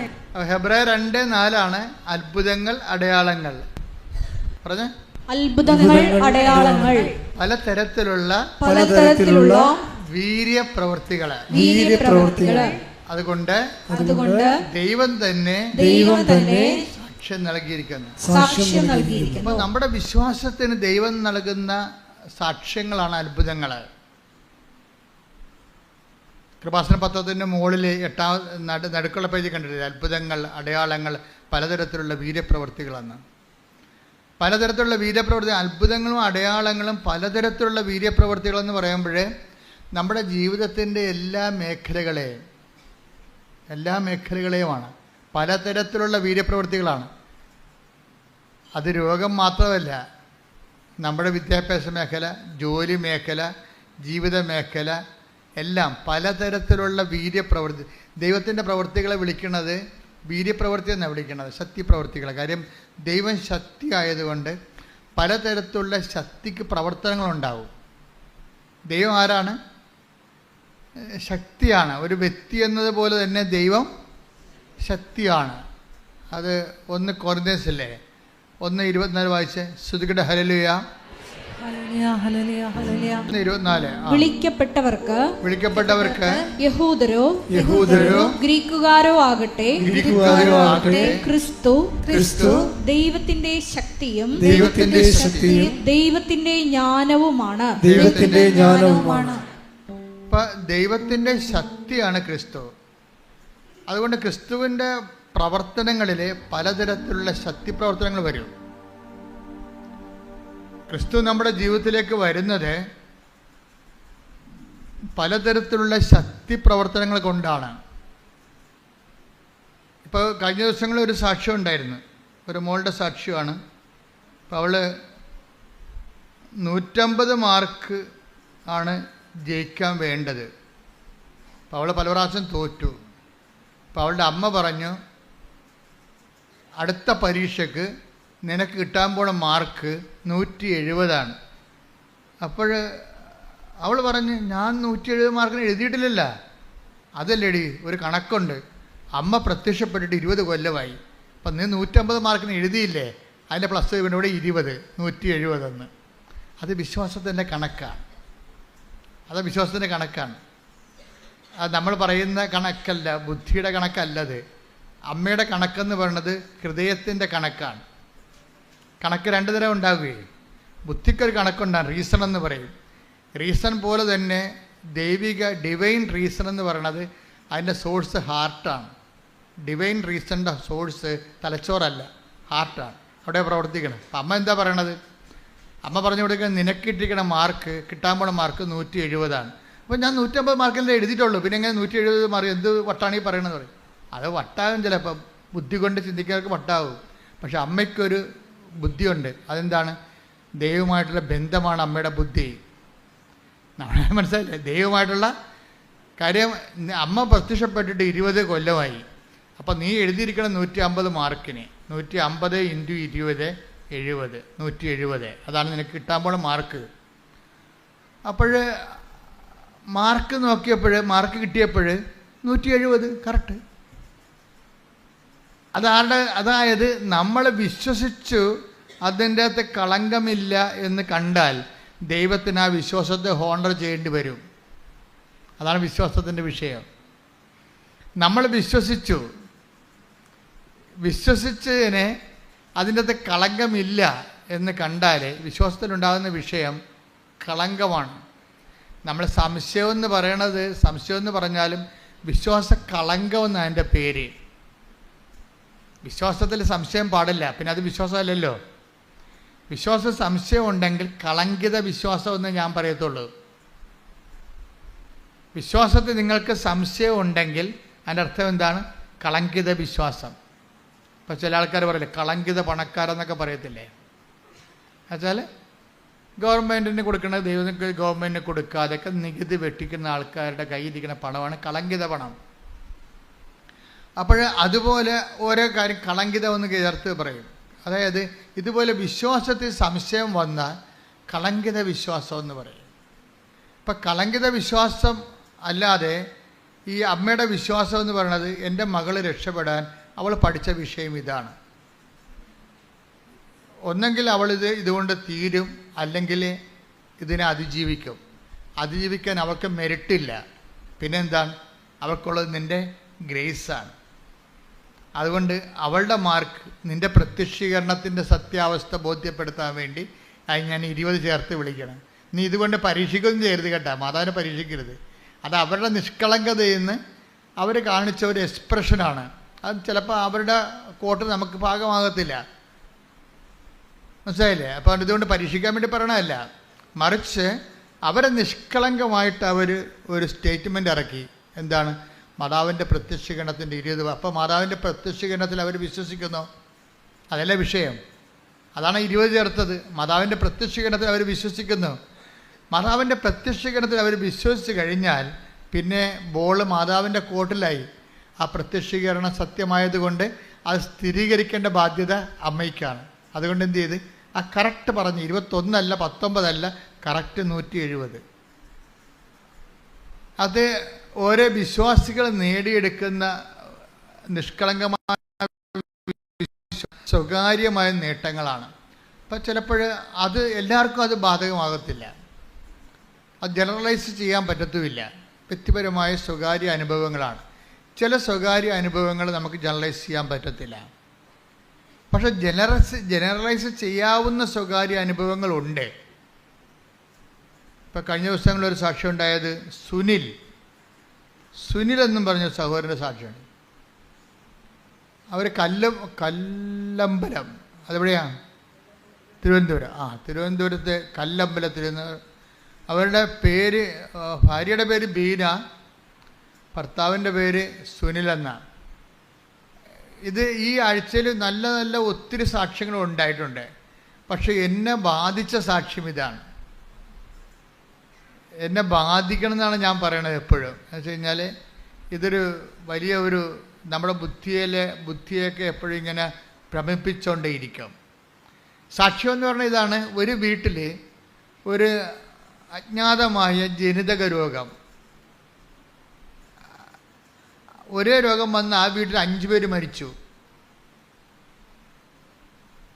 5 പേര് മരിച്ചെന്ന് പറയണത് രോഗം ഇതാണ്. ഒരു 45 വയസ്സാകുമ്പോൾ ആ വീട്ടിലുള്ള ഈ മരിച്ച 5 പേർക്കും അങ്ങനെയാണ്. 45 വയസ്സാകുമ്പോൾ അവിടെ ഒരു ഞരമ്പ് ശോഷിക്കാൻ തുടങ്ങും. തലഞ്ഞരമ്പേ, തലയിലകത്തുള്ള ഞരമ്പ് ശോഷിക്കാൻ തുടങ്ങും. അപ്പോൾ ബ്ലഡ് ഓട്ടം, രക്തോട്ടം കുറയും. അപ്പോഴൊന്ന് കൈയും കാലും ഇങ്ങനെ ശോഷിക്കും. എന്നിട്ടിങ്ങനെ വളയും. എന്നിട്ട് ആളെ കിടപ്പാവും. 45 വയസ്സ് എന്നിട്ട് 52 വയസ്സാകുമ്പോൾ മരിക്കും. അതാണ് കണക്കാണ്. 45 വയസ്സ് രോഗം ആരംഭിക്കും, 52 എന്നിട്ട് അവിടെ വെച്ച് കിടക്കും. കിടന്നിട്ട് 5 വയസ്സിൽ കിടന്നിട്ട് 52 വയസ്സാകുമ്പോൾ ഇവർ മരിക്കും. അപ്പം അതൊരു കണക്കാണ്. അപ്പം അങ്ങനെ 5 പേര് ആ വീട്ടിൽ മരിച്ച്. 6ാമത്തെ ആളായിട്ടാണ് സുനിലിന് ഈ രോഗം പിടിക്കണത്. സുനിലിന്. അപ്പോൾ സുനിലിനും ഇതുപോലെ തലഞ്ഞരമ്പ് ശോഷിക്കാൻ തുടങ്ങി, ആൾ കിടപ്പായി. കിടപ്പായപ്പോൾ അവർ വന്ന് ഉടമ്പടി എടുത്ത്, ഭാര്യ വന്ന് ഉടമ്പടി എടുത്ത് ഭർത്താവിന് കൊണ്ടുപോയി ഉടമ്പടി തൈലമൊക്കെ അപ്ലൈ ചെയ്തു. അയാൾ പതുക്കെ എഴുന്നേറ്റ് വന്ന് അയാൾ ജോലിക്ക് പോയി. 3 കൊല്ലം ജോലിക്ക് പോയി. അപ്പോൾ അയാളത് സാക്ഷ്യം പറയേണ്ട ഒരു കാര്യമായിട്ട് എടുത്തില്ല. അതാണ് വിഷയം. ചില ആൾക്കാർക്ക് ഇങ്ങനെ ഒരു, ഞാൻ നിങ്ങളോട് പറഞ്ഞിട്ടില്ലേ, ആലപ്പുഴ വന്ന് പണി പഠിക്കരുതെന്ന് പറയുന്നത് എൻ്റെ കാര്യം എന്ന് വെച്ചാൽ, ചില ആൾക്കാർ അനുഗ്രഹം കിട്ടിക്കഴിഞ്ഞാൽ പിന്നെ പതുക്കിക്കളയും. ദൈവത്തിന് കൊടുക്കേണ്ട മഹത്വം കൊടുക്കത്തില്ല അവർ. അപ്പോഴെന്താ പ്രശ്നം വെച്ച് കഴിഞ്ഞാൽ, ദൈവത്തിൻ്റെ മഹത്വം നമുക്ക് മൂടി വെക്കാൻ പറ്റത്തില്ല. അതുകൊണ്ട് തന്നെ ഈ കാണിച്ച കൃതജ്ഞത കാണിച്ചിരിക്കണില്ലേ, അപ്പോൾ അതൊക്കെ പ്രൊട്ടക്ഷൻ പോകും, സംരക്ഷണം പോകും. ദൈവത്തിന് കർത്താവ് വന്നപ്പോൾ എന്താ, ദൈവത്തിനുള്ള ദൈവത്തിനും സീസറിനുള്ളത് സീസറിനും. അപ്പം നമുക്ക് കിട്ടിയ അനുഗ്രഹങ്ങൾ അത് ദൈവം മഹത്വപ്പെടാൻ വേണ്ടിയുള്ളതാണ്. കാര്യം ഹെബ്രായർ 2:4 അനുസരിച്ചുകൊണ്ട് പല വിധത്തിലുള്ള ശക്തിപ്രവൃത്തികളിൽ ഒന്നാണ് ഇയാൾക്ക് കിട്ടിയിരിക്കുന്നത്. അത്ഭുതങ്ങളും അടയാളങ്ങളും പലതരത്തിലുള്ള ശക്തിപ്രവർത്തനങ്ങളും അതിലൊന്നാണ് ഇയാൾക്ക് കിട്ടിയിരിക്കുന്നത്. ഇയാൾ രക്ഷപ്പെട്ടു കഴിഞ്ഞപ്പോൾ അത് സ്വാഭാവികമായ രക്ഷപ്പെടലാണെന്നൊക്കെ പറഞ്ഞുകൊണ്ട് ഇയാൾ മഹത്വം കൊടുക്കാതെ അയാൾ ജോലിക്ക് പോയി. പിന്നെ 3-ാം കൊല്ലം അയാൾ അതുപോലെ തന്നെ വെട്ടിയിട്ട തടി പോലെ ആൾ വീണ് പഴയ രോഗം തിരിച്ചു വന്ന്. അപ്പോൾ സാക്ഷ്യം പറയാതിരിക്കുന്നവർക്കെല്ലാം പഴയ അസുഖം തിരിച്ചു വരുമെന്ന് ഞാൻ പറയത്തില്ല. അതിൻ്റെ 3 ഇരട്ടിയായിട്ട് വേറെ പണികളൊക്കെ തിരിച്ചു വരും, ഒരു സംശയമില്ല. സാക്ഷ്യം പറയാതിരിക്കുന്ന ആൾക്കാർക്ക് പഴയ അസുഖം തിരിച്ചു വരുമെന്ന് ഞാൻ പറയത്തില്ല. അതിൻ്റെ പല വെറൈറ്റി തിരിച്ചു വരും. എന്താ കാര്യം എന്നറിയാവോ? അതിൻ്റെ കാരണം, നിങ്ങൾ സാക്ഷ്യം ദൈവത്തിന് മഹത്വം കൊടുക്കാത്തടത്തോളം കാലം നിങ്ങളാരായി? കടക്കാരായി മാറി. കടക്കാർക്ക് എന്താ സംഭവിക്കുന്നത്? പ്രൊട്ടക്ഷൻ പോയി. ദൈവവും നിങ്ങളും തമ്മിലുള്ള റിലേഷനിൽ നിങ്ങൾ കടക്കാരായി നിൽക്കണം. അപ്പോൾ അതോടുകൂടി നിങ്ങളുടെ സംരക്ഷണം പോയി. ആർക്കും കയറി മേയാൻ പറ്റിയ അവസ്ഥയായി. വഴിയെ പോണ എല്ലാ വയ്യാവേലികളും സംരക്ഷണം പോയി കഴിഞ്ഞാൽ നിങ്ങൾക്കറിയാമല്ലോ, പ്രതിരോധ ശേഷിക്കെന്ന് പറയും. ദൈവസംരക്ഷണം പോയി കഴിഞ്ഞാൽ ആത്മീയ പ്രതിരോധം പോയി. നമ്മുടെ ശരീരത്തിന് പ്രതിരോധം പോയാൽ എന്ത് ചെയ്യും? വഴിയെ പോണ ജലദോഷക്കാരെല്ലാം പിടിച്ച് കയറി വന്നിട്ട് ന്യൂമോണിയ ആയിട്ട് മാറും. അതാണ് പ്രശ്നം. സാക്ഷ്യം പറയാതിരിക്കുമ്പോൾ തീർച്ചയായിട്ടും നിങ്ങളുടെ ആത്മീയ പ്രതിരോധമാണ് പോണത്. പിന്നെ വീട്ടിൽ ഉണ്ടാക്കണ ചിലപ്പോൾ മിണ്ടി പറഞ്ഞിരിക്കുന്ന സമയത്ത് നിസ്സാര കാര്യം പറഞ്ഞ് ഉടക്കണം കണ്ടിട്ടില്ലേ? ചോറ് തിന്നുകൊണ്ടിരിക്കണ സമയമായിരിക്കും, ഊണ് കഴിച്ചുകൊണ്ടിരിക്കുന്ന സമയമായിരിക്കും. അപ്പോൾ ഇപ്പം ഇന്ന് എല്ലാവരും ഉണ്ടല്ലോ. ആദ്യമായിട്ടാണ് എല്ലാവരും ഉള്ളത്. അപ്പം മകൻ പറയും, ഇപ്പം ഊണ് വിളമ്പിക്കൊണ്ടിരിക്കുകയാണ് അമ്മ. അപ്പം അപ്പനും മക്കളും പെമ്മക്കളും അമ്മ എല്ലാം ഇരിപ്പുണ്ട്. അപ്പം അമ്മ പറയണത്, കുറേ ദിവസമായിട്ട് എൻ്റെ പ്രാർത്ഥന ഫലിച്ചെന്ന് തോന്നുന്നു. ആദ്യമായിട്ടാണ് എല്ലാവരും ഉള്ളത്. എൻ്റെ മകനെ വീട് വിട്ടിട്ട് കളിച്ചിട്ട് കാര്യമില്ല, ചുമ്മാ അമ്മ ഡയലോഗ് പാസ്സാക്കിയാണ്. അപ്പം മകൻ പറയും, ചവത്തെ കൊത്തല്ല തള്ളയെന്ന് പറയും. ഊണ് കഴിക്കാൻ വരുമ്പോഴാണ് ഈ പരിപാടി എന്ന് പറയുമ്പോൾ, എന്താ നിനക്കെന്താ ഞാൻ പറഞ്ഞപ്പോൾ കൊണ്ടാ നിനക്ക് അങ്ങനെ കൊള്ളണോടാ, നിനക്ക് കിട്ടത്തില്ല ഊണ് കഴിക്കാൻ പോലും. അപ്പാ ഞാൻ നിർത്തി അവൻ കിട്ടും പോയി. കണ്ട ഈ സാധനം വയ്യാവില്ല. കണ്ട ഈ കണ്ട സീൻസ് കണ്ടല്ലേ? തലയുടെ വായിൽ നിന്നൊരു സാധനം കഷ്ണം വീണതാണ്, അവൻ ഇട്ടും പോയി. അല്ലെങ്കിൽ നിനക്ക് തലക്ക് അസുഖമാണ്, പിള്ളേരുടെ സ്വഭാവം അറിയാൻ പാടില്ല. അപ്പം അപ്പൻ അമ്മോട് വഴക്കിടും, നിനക്ക് വല്ല അസുഖമുണ്ടാ, അവനിപ്പോൾ കഴിക്കാതിരിക്കണം കണ്ട. അപ്പോൾ ഒരു നിസ്സാര കാര്യമാണ് പറയണത്. പക്ഷെ പ്രൊട്ടക്ഷൻ ആ വീട്ടിലില്ല, സംരക്ഷണമില്ല. അത് കാരണം വഴിയേ പോണ വയ്യാവേലി വലിഞ്ഞു കയറി വന്ന കണ്ടല്ലേ വിരുന്ന് വരികയാണേ. വഴിയേ പോണ വയ്യാവേലി വലിഞ്ഞു കയറി വിരുന്ന് വരികയാണ്. അപ്പം ആദ്യം വേണ്ടത് പ്രൊട്ടക്ഷനാണ്. അതിനെന്ത് വേണം? അതിന് വേണ്ട ദൈവമായിട്ട് നല്ലൊരു സംരക്ഷണം, പ്രൊട്ടക്ഷനെ. നമുക്ക് ഇപ്പം ഒരാൾ പുറകിൽ നിന്ന് കുത്തിയാൽ നമുക്ക് തടുക്കാൻ പറ്റുമോ? ജീവിതത്തിൽ പുറകിൽ നിന്ന് കുത്തൊക്കെ ഒത്തിരി വരും, നമ്മളറിയാത്ത അപകടങ്ങളൊക്കെ വരും. അത് തടുക്കാൻ ദൈവത്തിനേ പറ്റത്തുള്ളൂ. നമുക്ക് പുറകിൽ കണ്ണ് തരാത്ത അതുകൊണ്ടാണ്. ദൈവത്തിന് കണ്ണ് ഉപയോഗിക്കാൻ വേണ്ടിയാണ്. പുറകിൽ നമുക്ക് കണ്ണില്ലല്ലോ. പുറകിൽ നിന്ന് പല ആൾക്കാരും മരിച്ചിരിക്കണ പുറകിൽ നിന്ന് കുത്തിയിട്ടാണേ. പല ആൾക്കാരും മരിച്ചിരിക്കണതും അപകടപ്പെട്ടിരിക്കണതും വെട്ടുകിട്ടിയിരിക്കണതും എല്ലാം പുറകിൽ നിന്ന് വെട്ടിയിട്ടാണ്. പുറകിൽ നിന്ന് എന്തുകൊണ്ടാണ് വെട്ടുകൊണ്ടിരിക്കണത്? പുറകിൽ കണ്ണില്ല. പുറകിലെ കണ്ണ് ആരുടേതാണ്? ദൈവത്തിൻ്റെതാണ്. ആ ദൈവത്തിൻ്റെ കണ്ണെന്ന് പറഞ്ഞാൽ ദൈവമായിട്ടുള്ള സ്നേഹവും ബന്ധമൊക്കെയാണ്. അതിൻ്റെയാണ് നമ്മുടെ പ്രൊട്ടക്ഷൻ. ദൈവം നമ്മളെ സംരക്ഷിക്കുന്നുണ്ട്. പക്ഷെ നമ്മളത് അംഗീകരിക്കാതെ വരുമ്പോൾ നമുക്ക് ഉപയോഗിക്കപ്പെടാതിരിക്കും. അപ്പം ദൈവത്തിന് സംഭവം ഏറ്റവും വലുത് അംഗീകരിക്കുക എന്നുള്ളതാണ്. മനസ്സിലായില്ലേ? നമ്മൾ ഈ എല്ലാ ഇപ്പം നമ്മൾ ഒരു കാര്യം പറയുമ്പോൾ നമ്മൾക്ക് അവർ എഴുതി മേടിക്കും. എന്താണ്? നമ്മളത് അംഗീകരിക്കുന്നുണ്ടോ എന്നാണ് ചോദിക്കണത്. നമ്മളത് അംഗീകരിക്കുന്നുണ്ടോ? ഇപ്പോൾ ദൈവത്തിൻ്റെ മുമ്പിലും ഈ വിശ്വാസം ആക്ടിവേറ്റ് ചെയ്യുന്നത് അംഗീകാരത്തിലൂടെയാണ്. ഇപ്പോൾ പുറകിൽ കണ്ണില്ല. അതിൻ്റെ അർത്ഥം എന്താണ്? കർത്താവാണ് എൻ്റെ കണ്ണ്, പുറകിലെ കണ്ണ്. എൻ്റെ എപ്പോഴെപ്പോൾ അതായത് നമ്മളുടെ ബുദ്ധിക്കോ ആലോചനയ്ക്കോ പിടികിട്ടാത്ത കാര്യങ്ങളിൽ നമ്മൾ രക്ഷിക്കണം ആരായിരിക്കണം? ദൈവമായിരിക്കണം. ഇപ്പം ചില ആൾക്കാർ പറയും, എൻ്റെ അച്ഛാ ഏജൻസിക്ക് ഞാൻ 12 ലക്ഷമാണ് കൊടുത്തിരിക്കണത്. ഇപ്പോഴവർ പറയണത് നിങ്ങൾക്ക് വേണമെങ്കിൽ മാൾട്ടായിൽ പോകാം, ഇറ്റലിയിൽ പോകാൻ പറ്റത്തില്ല. മാൾട്ടായിൽ നമുക്ക് പോകണ്ട, നമ്മൾ പഠിച്ച പണി മാൾട്ടായിൽ ഇല്ലെന്ന് അവരോട് നമ്മൾ നേരത്തെ പറഞ്ഞിട്ടുള്ളതാണ്. നമ്മൾ മാൾട്ട അവർ പറഞ്ഞു കഴിഞ്ഞാൽ നമ്മളത് ഏക്കത്തില്ലെന്നറിയാം. ഇപ്പം നമ്മുടെ കുഴപ്പം കൊണ്ട് അവന്മാർക്ക് മാൾട്ടായി വിടാൻ ഉദ്ദേശമില്ല. കള്ളത്തരമാണ്, പുറകിൽ നിന്ന് കുത്തുകയാണ് ശരിക്കും പറഞ്ഞാൽ. അവന്മാർക്ക് നമ്മളെ മാൾട്ടായിൽ വിടാൻ താല്പര്യമില്ല, അവർക്ക് മാൾട്ടായിൽ ഹോൾഡില്ല. പക്ഷെ നമ്മൾ ബുദ്ധിമോശത്തിന് നേരത്തെ പറഞ്ഞിട്ടുണ്ട് മാൾട്ടായിൽ പോകേണ്ട കാര്യമില്ല, അവിടുത്തെ കരിയർ നമ്മൾ പഠിച്ചിട്ടില്ല എന്ന് പറയും. അത് അവനെ അറിയാം, അവൻ്റെ ഫയലുണ്ട്. അവൻ നമ്മൾ പറയും ഇറ്റലിയിൽ നടക്കുമെന്ന് തോന്നുന്നില്ല കേട്ടോ, അവിടെ ഇപ്പോൾ നിയമങ്ങളൊക്കെ മാറി, മാൾട്ടായി പോകാം. അയ്യോ സാറേ മാൾട്ടായി പോകണ്ടെന്ന് ഞാൻ നേരത്തെ പറഞ്ഞു. ഇപ്പം എന്നാ ചെയ്യാനാ? കണ്ട പണി നമ്മളുടെ കുഴപ്പം കൊണ്ടാണ് വിസ കിട്ടാതിരുന്നെന്ന് അവൻ വരുത്തി തീർക്കും. എല്ലാവർക്കും ഈ പണിയുണ്ട്, ഈ തതിക്കണ പരിപാടി എല്ലാവർക്കും ഉണ്ട്, എല്ലാവരുടെ കയ്യിലും ഉണ്ട്. ഞാൻ പേരെണ്ണി പ്രൊഫഷണൽസ് എന്ന് പറയട്ടില്ല. നമ്മുടെ കുഴപ്പം കൊണ്ടായിട്ട് അത് എന്തെങ്കിലും ഇപ്പം നമുക്ക് രോഗം വന്ന് നമ്മളുടെ എന്തെങ്കിലും രോഗത്തിൽ നമ്മളുടെ എന്തെങ്കിലും ബ്ലഡിൻ്റെ റേറ്റിംഗ് കൂടിയെന്ന് വിചാരിച്ചോ, അപ്പോൾ ഡോക്ടർ പറയും ഇന്ന കാര്യം കൊണ്ടാണെന്ന് വെച്ചാൽ നമ്മുടെ കുഴപ്പം കൊണ്ടാണെന്ന് പറഞ്ഞു. നിങ്ങൾ ഉറങ്ങിയില്ല എന്ന് പറയും. ആരുടെ കുഴപ്പമാണ്? നമ്മൾ ഉറങ്ങാത്ത ഡോക്ടർ കണ്ട. എല്ലാവർക്കും വേണ്ടത് മാപ്പ് സാക്ഷികളാണ്. അതുകൊണ്ട് തന്നെ നമുക്ക് ദൈവമല്ലാതെ വേറെ ആരുമില്ല. പിടികിട്ടണം, അല്ലെങ്കിൽ ജീവിക്കാൻ പറ്റത്തില്ല. എല്ലാവരും അവിടെ കൈ കഴുകാം. പീലാത്തോസ് എന്ന് പറയുന്ന സംഭവം ഉണ്ടല്ല, ഒരു വല്ലാത്ത കഥാപാത്രമാണ്. അവനിങ്ങനെ കർത്താവിൻ്റെ അടുത്ത് വരുമ്പോൾ തന്നെ ബേസനും വെള്ളം എവിടെ? എന്താണ്? അയാളെ കൈ കഴുകാൻ നേരത്തെ തീരുമാനിച്ചിട്ടുണ്ട്. കൈ കഴുകാൻ നേരത്തെ തീരുമാനിച്ച പീലാത്തോസിൻ്റെ തിരക്കഥയാണ് നമ്മൾ അഭിനയിച്ച് തീർക്കുന്നത്. എന്ന് വെച്ച് കഴിഞ്ഞാൽ എല്ലാത്തിൻ്റെയും കുറ്റം അവസാനം നമ്മളായിരിക്കും. ഇപ്പം ഞാൻ കുറ്റക്കാരിയായി എന്നല്ല നിങ്ങൾ പറയണത്.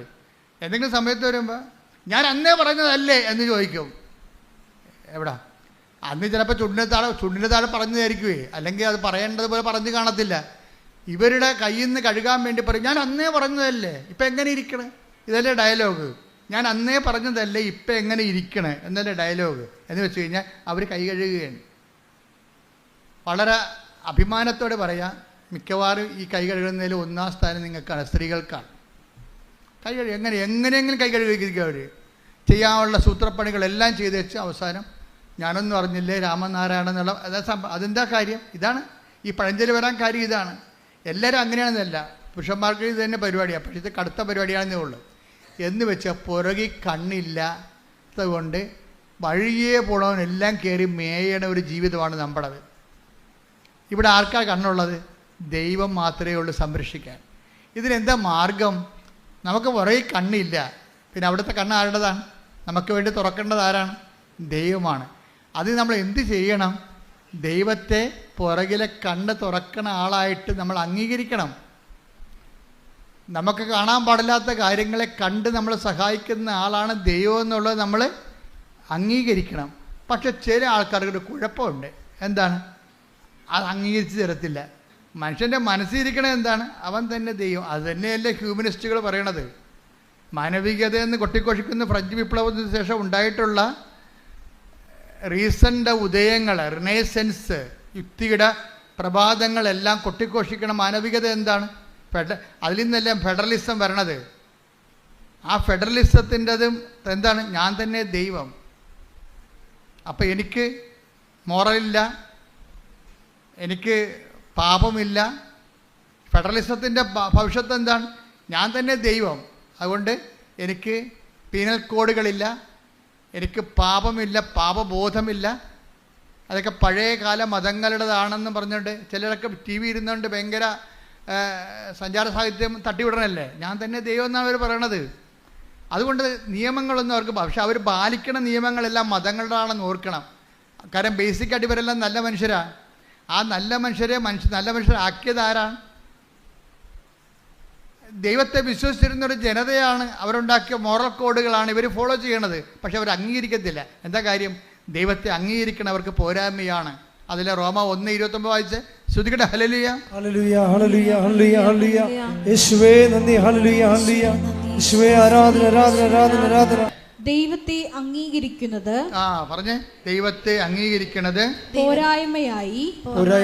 ഞാൻ പറഞ്ഞ അതേ വാക്ക് തന്നെയാണ്. കണ്ട, ദൈവത്തെ അംഗീകരിക്കുന്നത് പോരായ്മയായി അവർ കരുതിയത് നിമിത്തം അധമവികാരത്തിനും അനുചിത പ്രവൃത്തികൾക്കും ദൈവം അവരെ വിട്ടുകൊടുത്തു. ദൈവത്തെ അംഗീകരിക്കണ പോരായ്മ. ഇപ്പൊ പുറകെ കണ്ണില്ല, അതുകൊണ്ട് കർത്താവിൻ്റെ കണ്ണാണ് പ്രവർത്തിക്കേണ്ടത്. നമുക്ക് ചില കാര്യങ്ങൾ കാണാൻ പറ്റത്തില്ല, നമുക്ക് ചതിപ്പെട്ടു പോകും എന്ന് പറയുമ്പോൾ ആ ചതിയിൽ നിന്ന് അത് എല്ലാ തരത്തിലും പറ്റും. അതിനാണ് കർത്താവ് ഒരു പ്രാർത്ഥന നമുക്ക് പറഞ്ഞു തന്നത്. എന്ത് പ്രാർത്ഥനയാണ് പറഞ്ഞത്? ഞങ്ങളെ പ്രലോഭനത്തിൽ, അതാ ഈ പ്രാർത്ഥന, ചതി പ്രാർത്ഥനയാണ്. അതായത് പുറകെ കണ്ണില്ലാത്ത കാരണം വരാൻ പോകുന്ന ചതികളിൽ നിന്ന് ഞങ്ങളെ രക്ഷിക്കണമേ, സംരക്ഷിക്കണമേ. സംരക്ഷണ പ്രാർത്ഥനയാണത്. എന്താണ്? ഞങ്ങളെ പ്രലോഭനത്തിൽ ഉൾപ്പെടുത്തരുത്.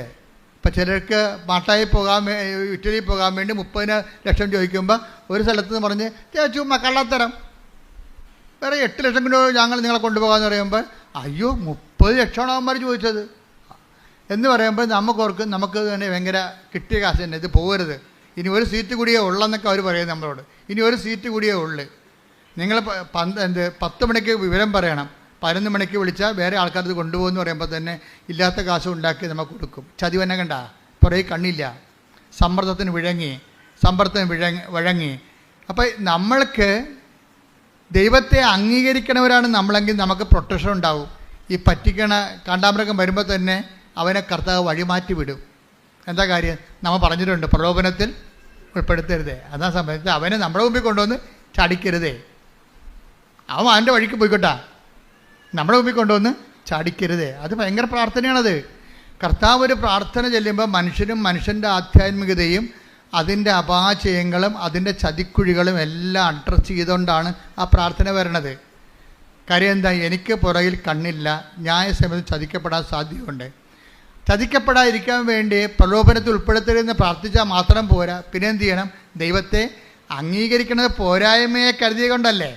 അപ്പോൾ ആരാണ് ദൈവത്തെ അംഗീകരിക്കണ പോരായ്മയെ കരുതിയ ആരായിരിക്കും ദൈവം? അവൻ തന്നെ ആയിരിക്കും ദൈവം. അവൻ ദൈവമായത് കാരണം വേറെ ഒരു ദൈവത്തിന് ഒരു നാഴിയുടെ അകത്ത് ഒരു നാഴി കടക്കത്തില്ലെന്ന് പറയത്തില്ലേ? ചില 2 അഹങ്കാരികൾ ഒരുമിച്ച് വന്നു കഴിഞ്ഞാൽ പറയും ഒരു നാഴിയുടെ അകത്ത് ഒരു നാഴി കടക്കത്തില്ലെന്ന് പറയും.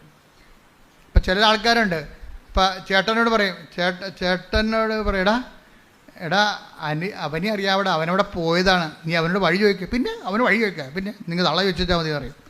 അനിയനോട് വഴി ചോദിക്കാൻ പറയണേ, ഗോവയിൽ പോകാൻ വേണ്ടി ഇൻ്റർവ്യൂവിന് വേണ്ടി ചേട്ടനോട് പറയണം അമ്മ, അവനെ അറിയാവിടെ, ഇവന്മാർ തമ്മിൽ മിണ്ടാതല്ല, അതുകൊണ്ട് അവനെ അറിയാവിടെ, അവനോട് ചോദിക്കടാ എന്ന് പറയും. അപ്പം ഞാൻ ചേട്ടനല്ലേ, ഞാനിങ്ങനെ അനിയനോട് ചോദിക്കണേ എന്ന് പറഞ്ഞ് ചില കാണ്ടാമൃഗങ്ങൾ അങ്ങനെ ഉണ്ട്. കൊമ്പില്ലാത്ത കാണ്ടാമൃഗങ്ങളുടെ എണ്ണം സമൂഹത്തിൽ കൂടുതലാണേ, ചോദിക്കുന്നത് ഒരു നാഴിയുടെ അകത്ത് വേറെ നാഴി കടക്കത്തില്ല. 2 അഹങ്കാരികളാണ്. എന്നാൽ ചേട്ടൻ അബദ്ധത്തിൽ ചാടാൻ പോണതുകൊണ്ട് ഇവൻ പറഞ്ഞു കൊടുക്കുക, അത് പറഞ്ഞു കൊടുക്കത്തുമില്ല, പഴികളെ പറഞ്ഞു കൊടുക്കത്തില്ല. അവൻ എൻ്റെ അടുത്ത് ചോദിക്കട്ടെ, അവൻ എൻ്റെ അടുത്ത് ചോദിക്കട്ടെ എന്ന് പറഞ്ഞുകൊണ്ടിരിക്കും. ഈ 2 കൾപ്പിറ്റുകളാണ്, 2 തെറ്റുകാരാണ്. അനിയൻ പറയും എനിക്കറിയാവില്ല വഴിയെന്ന് അവനെ അറിയാവില്ല, അവൻ എൻ്റെ അടുത്ത് ചോദിക്കട്ടെ. ഇനി ഇവൻ അങ്ങോട്ട് പറഞ്ഞു കൊടുത്താൽ നിന്നെ ഒരിക്കലും വിളിച്ചാന്ന് ചോദിക്കും. ഈ ആൾക്കാർക്ക് ഉടമ്പടി ജീവിക്കാൻ പറ്റത്തില്ല. അഹങ്കാരികളാണ്, രണ്ടും അഹങ്കാരികളാണ്. നമ്മുടെ വിഷയമെന്ന് പറയുന്നത് പെരുമാറ്റമാണ്, ഉടമ്പടിയും പെരുമാറ്റവും. പിടിയിട്ടില്ലേ? രണ്ടും അഹങ്കാരികളാണ്. ഈ അഹങ്കാരികൾക്ക് ഒരിക്കലും ഉടമ്പടി വിജയിക്കത്തില്ല. കാര്യം എന്താണ്? അഹം ബ്രഹ്മാസ്മിയാണ് അവർ തന്നെയാണ് ദൈവം.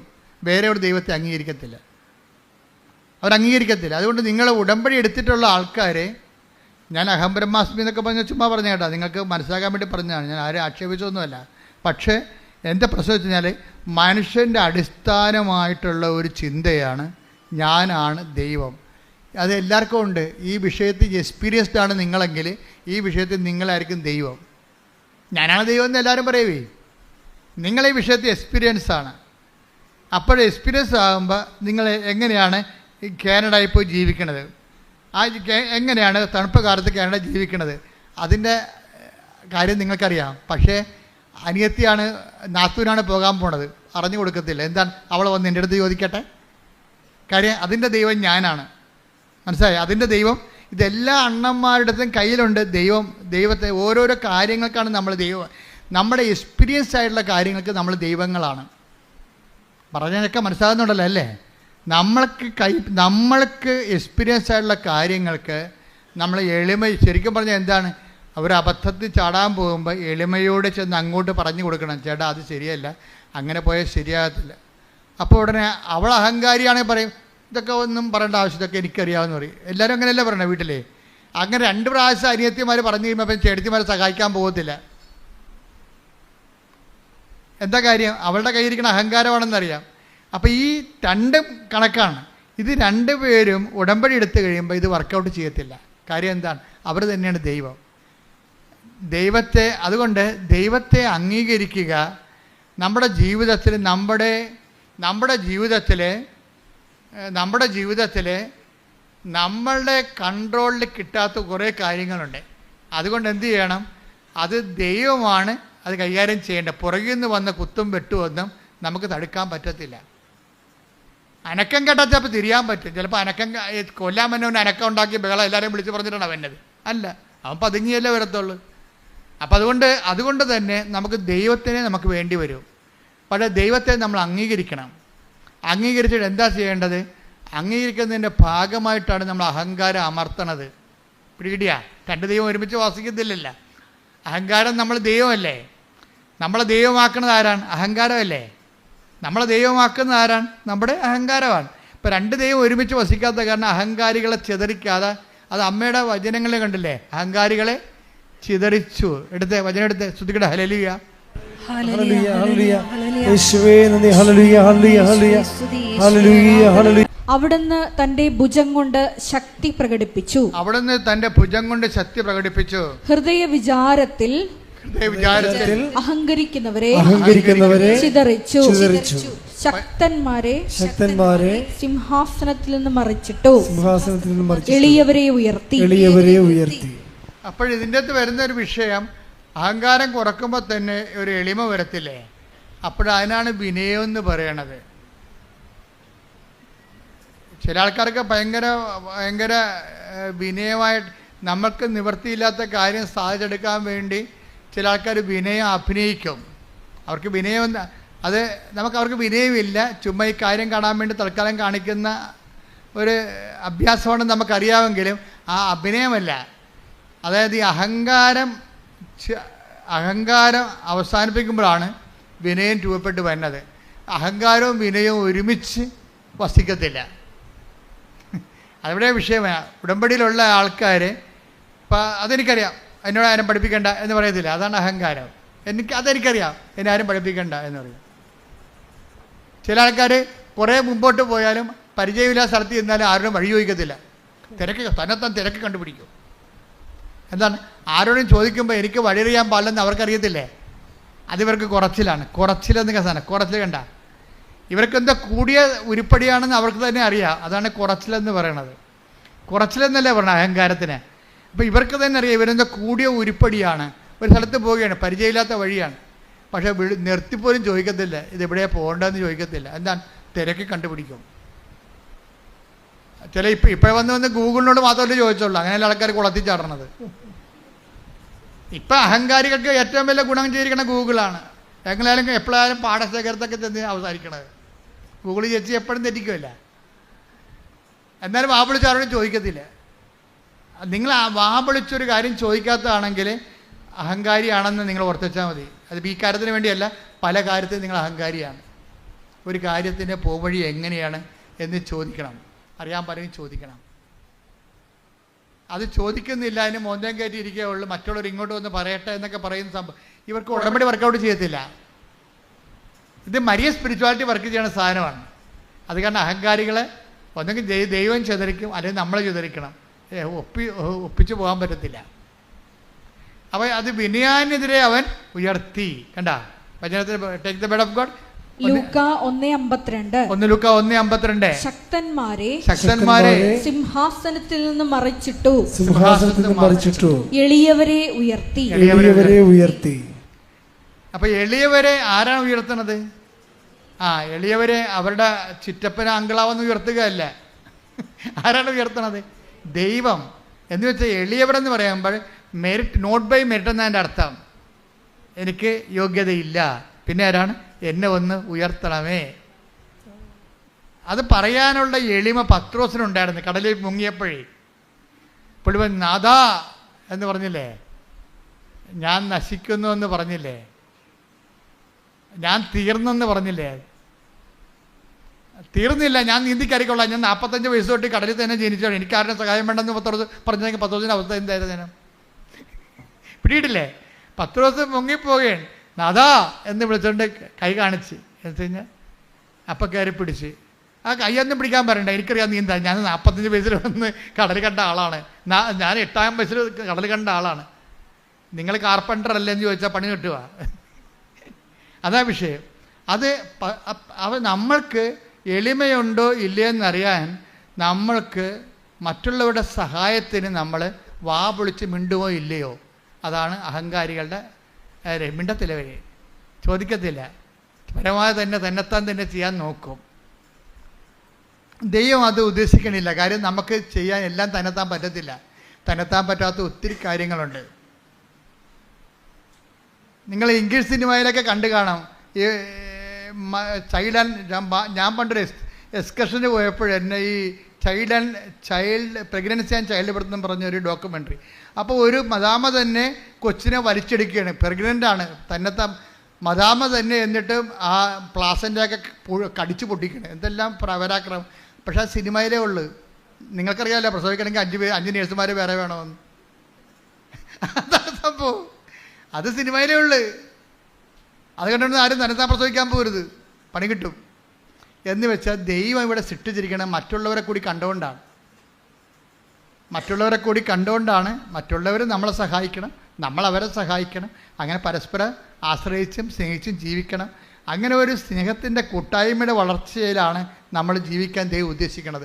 ശ്രുതികട്ടെ ഹല്ലേലൂയ. ഹല്ലേലൂയ, ഹല്ലേലൂയ, ഹല്ലേലൂയ, ഹല്ലേലൂയ, ഹല്ലേലൂയ, ഹല്ലേലൂയ. യേശുവേ നന്ദി. ഹല്ലേലൂയ, ഹല്ലേലൂയ. ആരാധനയിലൂടെ ഞങ്ങളെ അഭിഷേകം ചെയ്യണം. പരമദിവ്യകാരുണ്യത്തിന് ആരാധനയും സ്തുതിയും പുകഴ്ചയും ഉണ്ടായിരിക്കട്ടെ. നമ്മുടെ സബ്ജക്റ്റ് എന്താണെന്നറിയാവില്ല, ഉടമ്പടിയും പെരുമാറ്റവും. പിടിയ അതാ സബ്ജക്റ്റ്. അതിൻ്റെ കണ്ടന്റ് വൈസ് എന്താണ്? എന്തുമാത്രം എളിമ നമ്മൾക്ക് ഉണ്ട്. എളിമയുടെ അഹങ്കാരി 2 വിഷയങ്ങളാണ് അവിടെ. മരിയൻ സ്പിരിച്വാലിറ്റി അനുസരിച്ചുണ്ട് അഹങ്കാരികളെ ചിതറിക്കുകയും എളിയവരെ ഉയർത്തുകയും ചെയ്യും. എളിയവരെ ഉയർത്തുകയെന്ന് പറയുമ്പോൾ ആ വിനയാന്യത എന്ന് പറഞ്ഞാൽ എന്താണ്? നോട്ട് ബൈ മെറിറ്റ് എന്ന അർത്ഥം. വിനയം തന്നെ എങ്ങനെയാണ്? നമ്മുടെ കഴിവല്ല, നമ്മുടെ യോഗ്യതയല്ല, പിന്നെ അങ്ങയുടെ കൃപ കൊണ്ട്. അതാണ്. അതെല്ലാം ഉടമ്പടി വചനങ്ങളാണ്. മരിയ സ്പിരിച്വാലിറ്റി പറയണതെല്ലാം ഉടമ്പടി വചനങ്ങളാണ്. എന്താണ്? അഹങ്കാരികളെ ചിതറിച്ചു എന്നാൽ എൻ്റെ മെറിറ്റ് തീർന്നു. പിന്നെന്താണ്? വിനയാനെതിരെ ഉയർത്തി. ഗ്രേസാണ് പിന്നെ ഉയർത്തണത്, ദൈവമാണ് ഉയർത്തണത്. അല്ല നമ്മുടെ വീട്ടുകാരും നാട്ടുകാരും അല്ല ഉയർത്തണത്, നമ്മുടെ മാർക്കും അല്ല ഉയർത്തുന്നത്, ദൈവമാണ്. കഴിഞ്ഞ ദിവസം ഒരു സാക്ഷ്യം ഉണ്ടായിരുന്നു. ഒരു മോള് B.Ed പരീക്ഷയാണ്. അപ്പോൾ അവളുടെ വൈവ എന്തോ പരിപാടിയാണ്. അപ്പോൾ അവൾ തോറ്റ് ഭയങ്കര പ്രയാസപ്പെട്ട് ഒക്കെ പഠിച്ചിട്ട് തലയ്ക്കാറില്ല. അവർ റിലേ പോകണം. പഠിക്കുന്തോറും റിലേ പോകും. റിലേ പോയാൽ കിളി പോയെന്ന് ആൾക്കാർ പറയത്തില്ല, അതുപോലെ പണ്ട് റിലേ പോയെന്ന് പറയും, ഇപ്പോൾ കിളി പോയെന്നാണ് പറയണത്. അപ്പോൾ അങ്ങനെ പോയിട്ട് ഒരു പിടിയും കിട്ടണില്ല. ഇവളെ വൈവയൊക്കെ വന്നിരിക്കുമ്പോൾ ഈ വൈവ അവൾ ഉടമ്പടി എടുത്തിട്ടുണ്ട്. മാതാവ് മാത്രമേ ഒരു ആശ്രയമുള്ളൂ, അവൾക്ക് സ്വന്തമായിട്ട് ആശ്രയമില്ല. പഠിച്ചതൊന്നും ഓർക്കണില്ല, അവളുടെ റിലേ പോയി. അപ്പോൾ മെറിറ്റ് റിലേ പോയെന്ന അർത്ഥം, കിളി പോയെന്ന അർത്ഥം എന്താ? മെറിറ്റ് പോയെന്ന അർത്ഥം. ഉടമ്പടി ഭാഷയിൽ എന്താണ്? അവൾ പഠിച്ചു, പക്ഷെ അവളുടെ തല നിൽക്കണില്ല, റിലേ പോയി. അപ്പോൾ മാതാവേ നീയേ ഉള്ളു കേട്ടാ. അപ്പോൾ അമ്മയും പറയും നീ ചെല്ലടി മോളെ, മാതാവ് ഉണ്ടാകും കൂടാ എന്ന് പറയും. അപ്പോൾ ഇവൾ ചെല്ലുമ്പോൾ തന്നെ വൈവാക്കിയിരിക്കണ മാഷ് പേടിച്ചും വിറച്ചൊക്കെ തന്നെ ചെല്ലണത്. മാഷ് ഇവളെ കണ്ട് പറയും നീ ഇത്രയും പേടിക്കേണ്ട കാര്യമൊന്നുമില്ല, നീ കൃപാസനത്തിൽ പോയി ഒരു ഉടമ്പടി എടുക്കുമെന്ന് പറയും. ആര്? അവിടെ ഇരിക്കണ മാസ്റ്റർ ഇവളോട് പറയണേ കൃപാസനത്തിൽ പോയി ഒരു ഉടമ്പടി എടുക്കാൻ. എക്സ്റ്റേണൽ എക്സാം, എക്സ്റ്റേണൽ അസസ്മെൻറ്റില്ലേ. അപ്പോൾ നീ കൃപാസനത്തിൽ പോയി ഉടമ്പടി എടുക്കാൻ പറയും. അപ്പോൾ ഉടനെ അയാൾ ഈ പെങ്കൊച്ചെന്ത് ചെയ്യുന്ന അവളുടനെ അവളുടെ പേഴ്സ് കൊടുത്തിട്ട് അവളെടുത്ത് ഉടമ്പടിയുടെ കാശ് രൂപ ഈ മാഷിനെ കാണിക്കും. ഞാൻ അവിടെ പോയതാണ്, ഉടമ്പടി എടുത്തതാണ്. അപ്പോൾ മാഷ് എന്ത് ചെയ്യും? മാഷിൻ്റെ ബാഗ് തുറന്ന് മാഷിൻ്റെ ഉടമ്പടി കാശ് രൂപം കാണിക്കും. ഒക്കെ അപ്പോൾ അവർ തമ്മിൽ ഉടമ്പടി കൂട്ടായി. കുറേ ആൾക്കാർ ഉടമ്പടി വഴി ഒത്തിരി പേര് അങ്ങോട്ട് ഇങ്ങനെ സഹായിക്കുന്നുണ്ട്. നിങ്ങൾ അങ്ങനെ ഇരിക്കണം കേട്ടാ. അതുകൊണ്ടാണ് ഉടമ്പടി നിങ്ങളുടെ കഴുത്തെ കെട്ടി തന്നിരിക്കുന്നത്. അങ്ങോട്ടും ഇങ്ങനെ കണ്ടാൽ മനസ്സിലാക്കണം. അതാണ് ഒരു കാരണം. സഹായിക്കാൻ പറ്റുന്നവരാണെങ്കിൽ അങ്ങോട്ടും ഇങ്ങോട്ടും സഹായിക്കണം, അതാണ് വിഷയം. അപ്പം അതുകൊണ്ട് മാഷ് പറഞ്ഞ് നിനക്ക് സപ്ലി തരത്തില്ല, നീ പോയി രണ്ടാമത് ട്രൈ ചെയ്യാൻ പറയും. അവൾ കമ്പ്യൂട്ടർ ട്രൈ ചെയ്തുകൊണ്ടിരിക്കുകയാണ്. 3/4 മണിക്കൂർ എടുത്തപ്പോൾ അവൾ ചെയ്തതിൻ്റെ അകത്തൊരു മിസ്റ്റേക്ക് ഉണ്ടായി. ഒരു ഹാഷ്, ഒരു സ്പേസ് എക്സ്ട്രാ കിടപ്പുണ്ട്. അവൾ 3/4 മണിക്കൂർ കൊണ്ട് നോക്കിയപ്പോൾ മാതാവ് കാണിച്ചു കൊടുത്ത് ഈ സ്പേസാണ് ഈ പ്രശ്നം ഉണ്ടാക്കിയിരിക്കുന്നത്. ആ സ്പേസ് അവൾ കമ്പ്യൂട്ടറെ കളഞ്ഞു കഴിഞ്ഞപ്പോൾ മൊത്തം മാർക്ക് അവൾ ജയിച്ചു പരീക്ഷയ്ക്ക്. അപ്പം അമ്മ സഹായിക്കുന്ന രീതി കണ്ട. ഏത് പരീക്ഷ ഹോളിലായാലും അമ്മയുടെ ആളെ വെച്ചിട്ട് നിന്നെ ഗൈഡ് ചെയ്യും. അപ്പോൾ നിനക്ക് പുറകെ കണ്ണില്ലെങ്കിലും അമ്മയുടെ കണ്ണവിടെ വർക്ക് ചെയ്യുന്നുണ്ട്, നിന്റെ കൂടെ സഞ്ചരിക്കുന്നുണ്ട്. ഏത് പരീക്ഷാ ഹോളിലും പ്രാർത്ഥിക്കുക, കർത്താവായ ദൈവമേ, ഈ ദൈവസ്നേഹത്തിന്റെ സ്വർഗീയ കൂട്ടായ്മയിലെ അതിന്റെ ഭാഗമാകാൻ കഴിയുന്നത് ദൈവകൃപയായി ഞാൻ തിരിച്ചറിഞ്ഞുകൊണ്ട് ഞാൻ അങ്ങയുടെ കാരുണ്യത്തെ മഹത്വപ്പെടുത്തുന്നു. ഈ അരൂപിയിൽ നിലനിൽക്കുവാൻ പ്രത്യേക അഭിഷേകം നൽകണമേ. ശ്രദ്ധിക്കട്ടെ. ഹല്ലേലൂയ, ഹല്ലേലൂയ, ഹല്ലേലൂയ, ഹല്ലേലൂയ. യേശുവേ നന്ദി. ഹല്ലേലൂയ, ഹല്ലേലൂയ, ഹല്ലേലൂയ, ഹല്ലേലൂയ, ഹല്ലേലൂയ, ഹല്ലേലൂയ. ആരാധനയും സ്തുതിയും പുകഴ്ചയും ഉണ്ടായിരിക്കട്ടെ. നമ്മുടെ വിഷയം ഉടമ്പടിയും പെരുമാറ്റവും, അതാണ് ഒരു സബ്ജക്റ്റ്. അതിലൂടെയാണ് അങ്ങനെ വരുമ്പോൾ ദൈവം ഏത് സമയത്ത് വേണമെങ്കിലും നമുക്ക് ദൈവത്തിന് നമ്മുടെ മെരിറ്റ് പോകുന്ന എല്ലാ ഇടങ്ങളിലും ഗ്രേസ് വർക്ക് ചെയ്യുന്ന രീതി അതാണ്. ഇപ്പോൾ ഇവർക്ക് ഗ്രേസ് വർക്ക് ചെയ്ത് കണ്ടില്ലേ? ഇതുപോലെ തന്നെയാണ് നമ്മുടെ സുനിലിൻ്റെയും ബീനയുടെയും കഥ പറഞ്ഞില്ലേ? ഇപ്പോൾ സുനിലും എന്താ വീണ്ടും കിടപ്പായി, പുള്ളി സാക്ഷ്യം പറഞ്ഞില്ല, ദൈവത്തിൻ്റെ പ്രൊട്ടക്ഷൻ പോയി, സംരക്ഷണം പോയി. സാക്ഷ്യം പറഞ്ഞാൽ എന്ത് പറ്റും? സംരക്ഷണം പോകും. അപ്പോൾ പുള്ളി വീണ്ടും തലച്ചോറ് ശോഷിച്ച് വീണ്ടും കിടപ്പായി. പിന്നെ അടുത്ത പരിപാടി എന്താണ്? 42 വയസ്സ് 52 വയസ്സാകുമ്പോൾ മരിക്കും, അതാണ് കണക്ക്. 5 പേര് അങ്ങനെ 5 പേരെ ഒരു വീട്ടിൽ മരിച്ചിരിക്കുന്ന സെയിം രോഗമാണ്. ഇപ്പോൾ 2 പേര് കിടപ്പുണ്ട് മരിക്കാൻ വേറെ. ഈ സുനിൻ്റെ വീട്ടിൽ 2 പേര് കിടപ്പുണ്ട്, വേറെ കിടപ്പുണ്ട്. ഇയാളെ 3ാമത്തെ ആളാണ് ആ കുടുംബത്തിൽ ഇപ്പം കിടക്കണത്. ഇയാളെ എഴുന്നേറ്റിട്ട് പിന്നെയും കിടക്കുകയും. ഇത് ഒരുമാതിരി സംഭവമല്ല ശരിക്കും പറഞ്ഞാൽ, അത്ഭുതമായ ഒരു സംഭവമാണ്. അപ്പോൾ ആദ്യം ഇവർക്ക് അനുഭവം കിട്ടിയല്ല. എന്താ കാര്യം? പണ്ടിതുപോലെ കിടന്നു പോയിട്ട് കൃപാസനം അമ്മ രക്ഷപ്പെടുത്തിയതല്ലേ. പക്ഷേ ഇവരെന്ത് ചെയ്ത്? സാക്ഷ്യം പറഞ്ഞില്ല. അത് കാരണം സംഭവം തിരിച്ചു വന്നു. അപ്പോൾ ബീനയ്ക്ക് കാര്യം മനസ്സിലായി. ബീന വന്നിട്ട് വീണ്ടും ഉടമ്പടി എടുത്തിട്ട് കൊണ്ടുപോയി ഭർത്താവ് കിടപ്പാണല്ലോ, ഭർത്താവിൻ്റെ കാലിലെ വെള്ളയിലെ നിറകയിലുമൊക്കെ ഉടമ്പടി തൈലം വിശ്വാസ പ്രമാണം ചൊല്ലി പുരട്ടി ഒരു ദിവസം കഴിഞ്ഞപ്പോൾ ബീന നോക്കി നിൽക്കുമ്പോൾ ഭർത്താവിൻ്റെ മുറിയിൽ നിന്ന് ഒരു നീല വെളിച്ചം ഇങ്ങനെ ഉരുണ്ട് വന്ന് ഫ്രണ്ടിലെ വാതിലെ കൂടി പുറത്തേക്ക് പോണ്. അപ്പോൾ ഇവൾ പൊളിച്ച് ഇതെന്ത് പരിപാടിയെന്ന്. ഇവൾ ഓടി മുറിയിലോട്ട് വന്നപ്പോൾ ഭർത്താവ് നടന്നു തന്നെ. ഹല്ലേലൂയ, ഹല്ലേലൂയ. യേശുവേ നന്ദി. അപ്പം ഈ സുനിൽ പറഞ്ഞ എടീ ഇപ്പോൾ ഒരു സംഭവം നടന്നെടീ, മാതാവ്, ഞാനിങ്ങനെ ഒരു അരമയക്കത്തിലായിരുന്നു. അപ്പം മാതാവ് വന്നിട്ട് എൻ്റെ 2 വെള്ളയും കൂടി കൂട്ടി വെച്ചിട്ട് കാലയിൽ ഒറ്റ അടി വെച്ച് തന്നെന്ന് പറഞ്ഞു. എന്നിട്ട് അമ്മ പോയെന്ന് പറഞ്ഞു. അതോടുകൂടി എൻ്റെ അസുഖം മാറിയെന്ന് പറഞ്ഞു. അപ്പോൾ സുനിലിന് മനസ്സിലായി അമ്മ ഭാര്യയും ഭർത്താവും കൂടി വന്ന് മെനയെന്ന് സാക്ഷ്യം പറഞ്ഞിട്ടുണ്ട്. സാക്ഷ്യം എന്ന് പറഞ്ഞാൽ എന്താ ശരിക്കും പറഞ്ഞാൽ ദൈവത്തിൻ്റെ മഹത്വം, ദൈവത്തിന് കൊടുക്കാനുള്ള മഹത്വം നമ്മൾ ദൈവത്തിന് കൊടുക്കണം, അല്ലെ കടക്കാരാകും. പക്ഷെ ദൈവം ക്ഷമിക്കുമെന്ന് ഉറപ്പായില്ലേ ഇപ്പം, അല്ലേ? നമ്മളാരും നശിച്ച് കാണാൻ ദൈവം ആഗ്രഹിക്കുന്നില്ല. സത്യമാർഗം സ്വീകരിക്കാൻ എന്ന് മാത്രമേ ഉള്ളൂ. നമ്മളാരും നശിച്ചരുതെന്നും, take the word of God, ആരും നശിച്ചു പോകരുതെന്നും. ശ്രദ്ധിക്കട്ടെ. ഹല്ലേലൂയ ഹല്ലേലൂയ ഹല്ലേലൂയ ഹല്ലേലൂയ. യേശുവേ നന്ദി. ഹല്ലേലൂയ ഹല്ലേലൂയ ഹല്ലേലൂയ ഹല്ലേലൂയ ഹല്ലേലൂയ ഹല്ലേലൂയ ഹല്ലേലൂയ. യേശുവേ സ്തുതി, യേശുവേ ആരാധന ആരാധന ആരാധന. 2 പത്രോസ് 3:9. കാലവിളംബത്തെക്കുറിച്ച് ചിലർ വിചാരിക്കുന്നത് പോലെ കർത്താവ് തന്റെ വാഗ്ദാനങ്ങൾ പാലിക്കുന്നതിൽ താമസം വരുത്തുന്നില്ല. ആരും നശിച്ചു പോകാതെ എല്ലാവരും അനുദപിക്കണമെന്ന് അവിടുന്ന് ആഗ്രഹിക്കുന്നത് കൊണ്ട് നിങ്ങളോട് ദീർഘക്ഷമ കാണിക്കുന്നുവെന്നേ ഉള്ളൂ.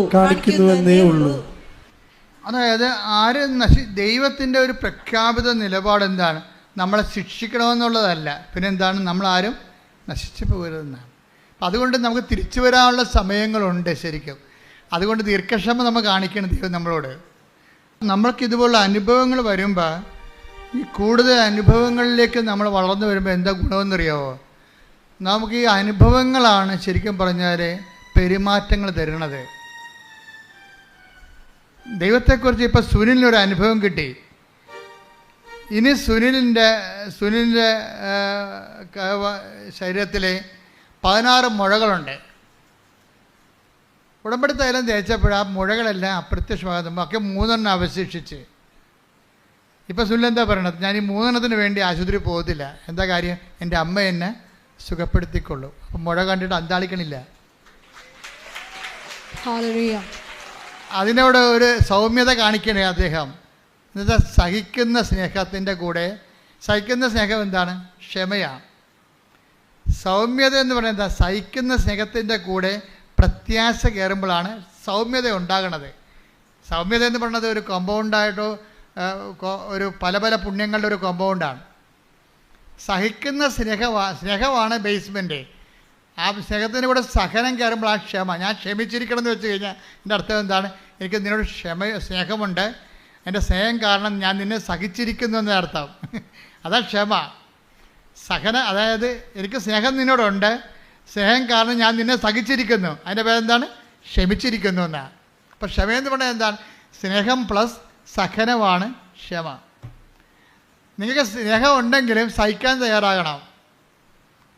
ദൈവം ക്ഷമയുള്ളവനാണെന്ന് പറഞ്ഞു കഴിഞ്ഞാൽ, കരുണയുള്ളവനാണെന്നൊക്കെ പറഞ്ഞു കഴിഞ്ഞാൽ, അത് പറയണമെങ്കിൽ നമുക്കെന്താ മുടക്ക്? പറഞ്ഞാൽ പോരെ. പക്ഷേ കർത്താവ് പറയും, എനിക്ക് മുടക്കുണ്ട്. എനിക്ക് നിങ്ങളുടെ സ്നേഹമാണെന്ന് പറഞ്ഞാൽ ഞാൻ ആ സ്നേഹത്തെ സാധൂകരിക്കാൻ വേണ്ടി ഞാൻ സഹിച്ചിട്ടുണ്ട്. അതാണ് ദൈവം ക്ഷമിച്ചിരിക്കുന്നത്. അത് ക്ഷമയാണല്ല. കുരിശിൻ്റെ അവസാനം പറയുന്നത് എന്താണ്? പിതാവേ, അവർ ചെയ്യുന്ന എന്തെന്ന് അവരറിയുന്നില്ല, അവരോട്. കുരിശിൻ്റെ ക്ഷമയാണ്. ആ ക്ഷമ നമുക്ക് തരണേ എന്താണ്?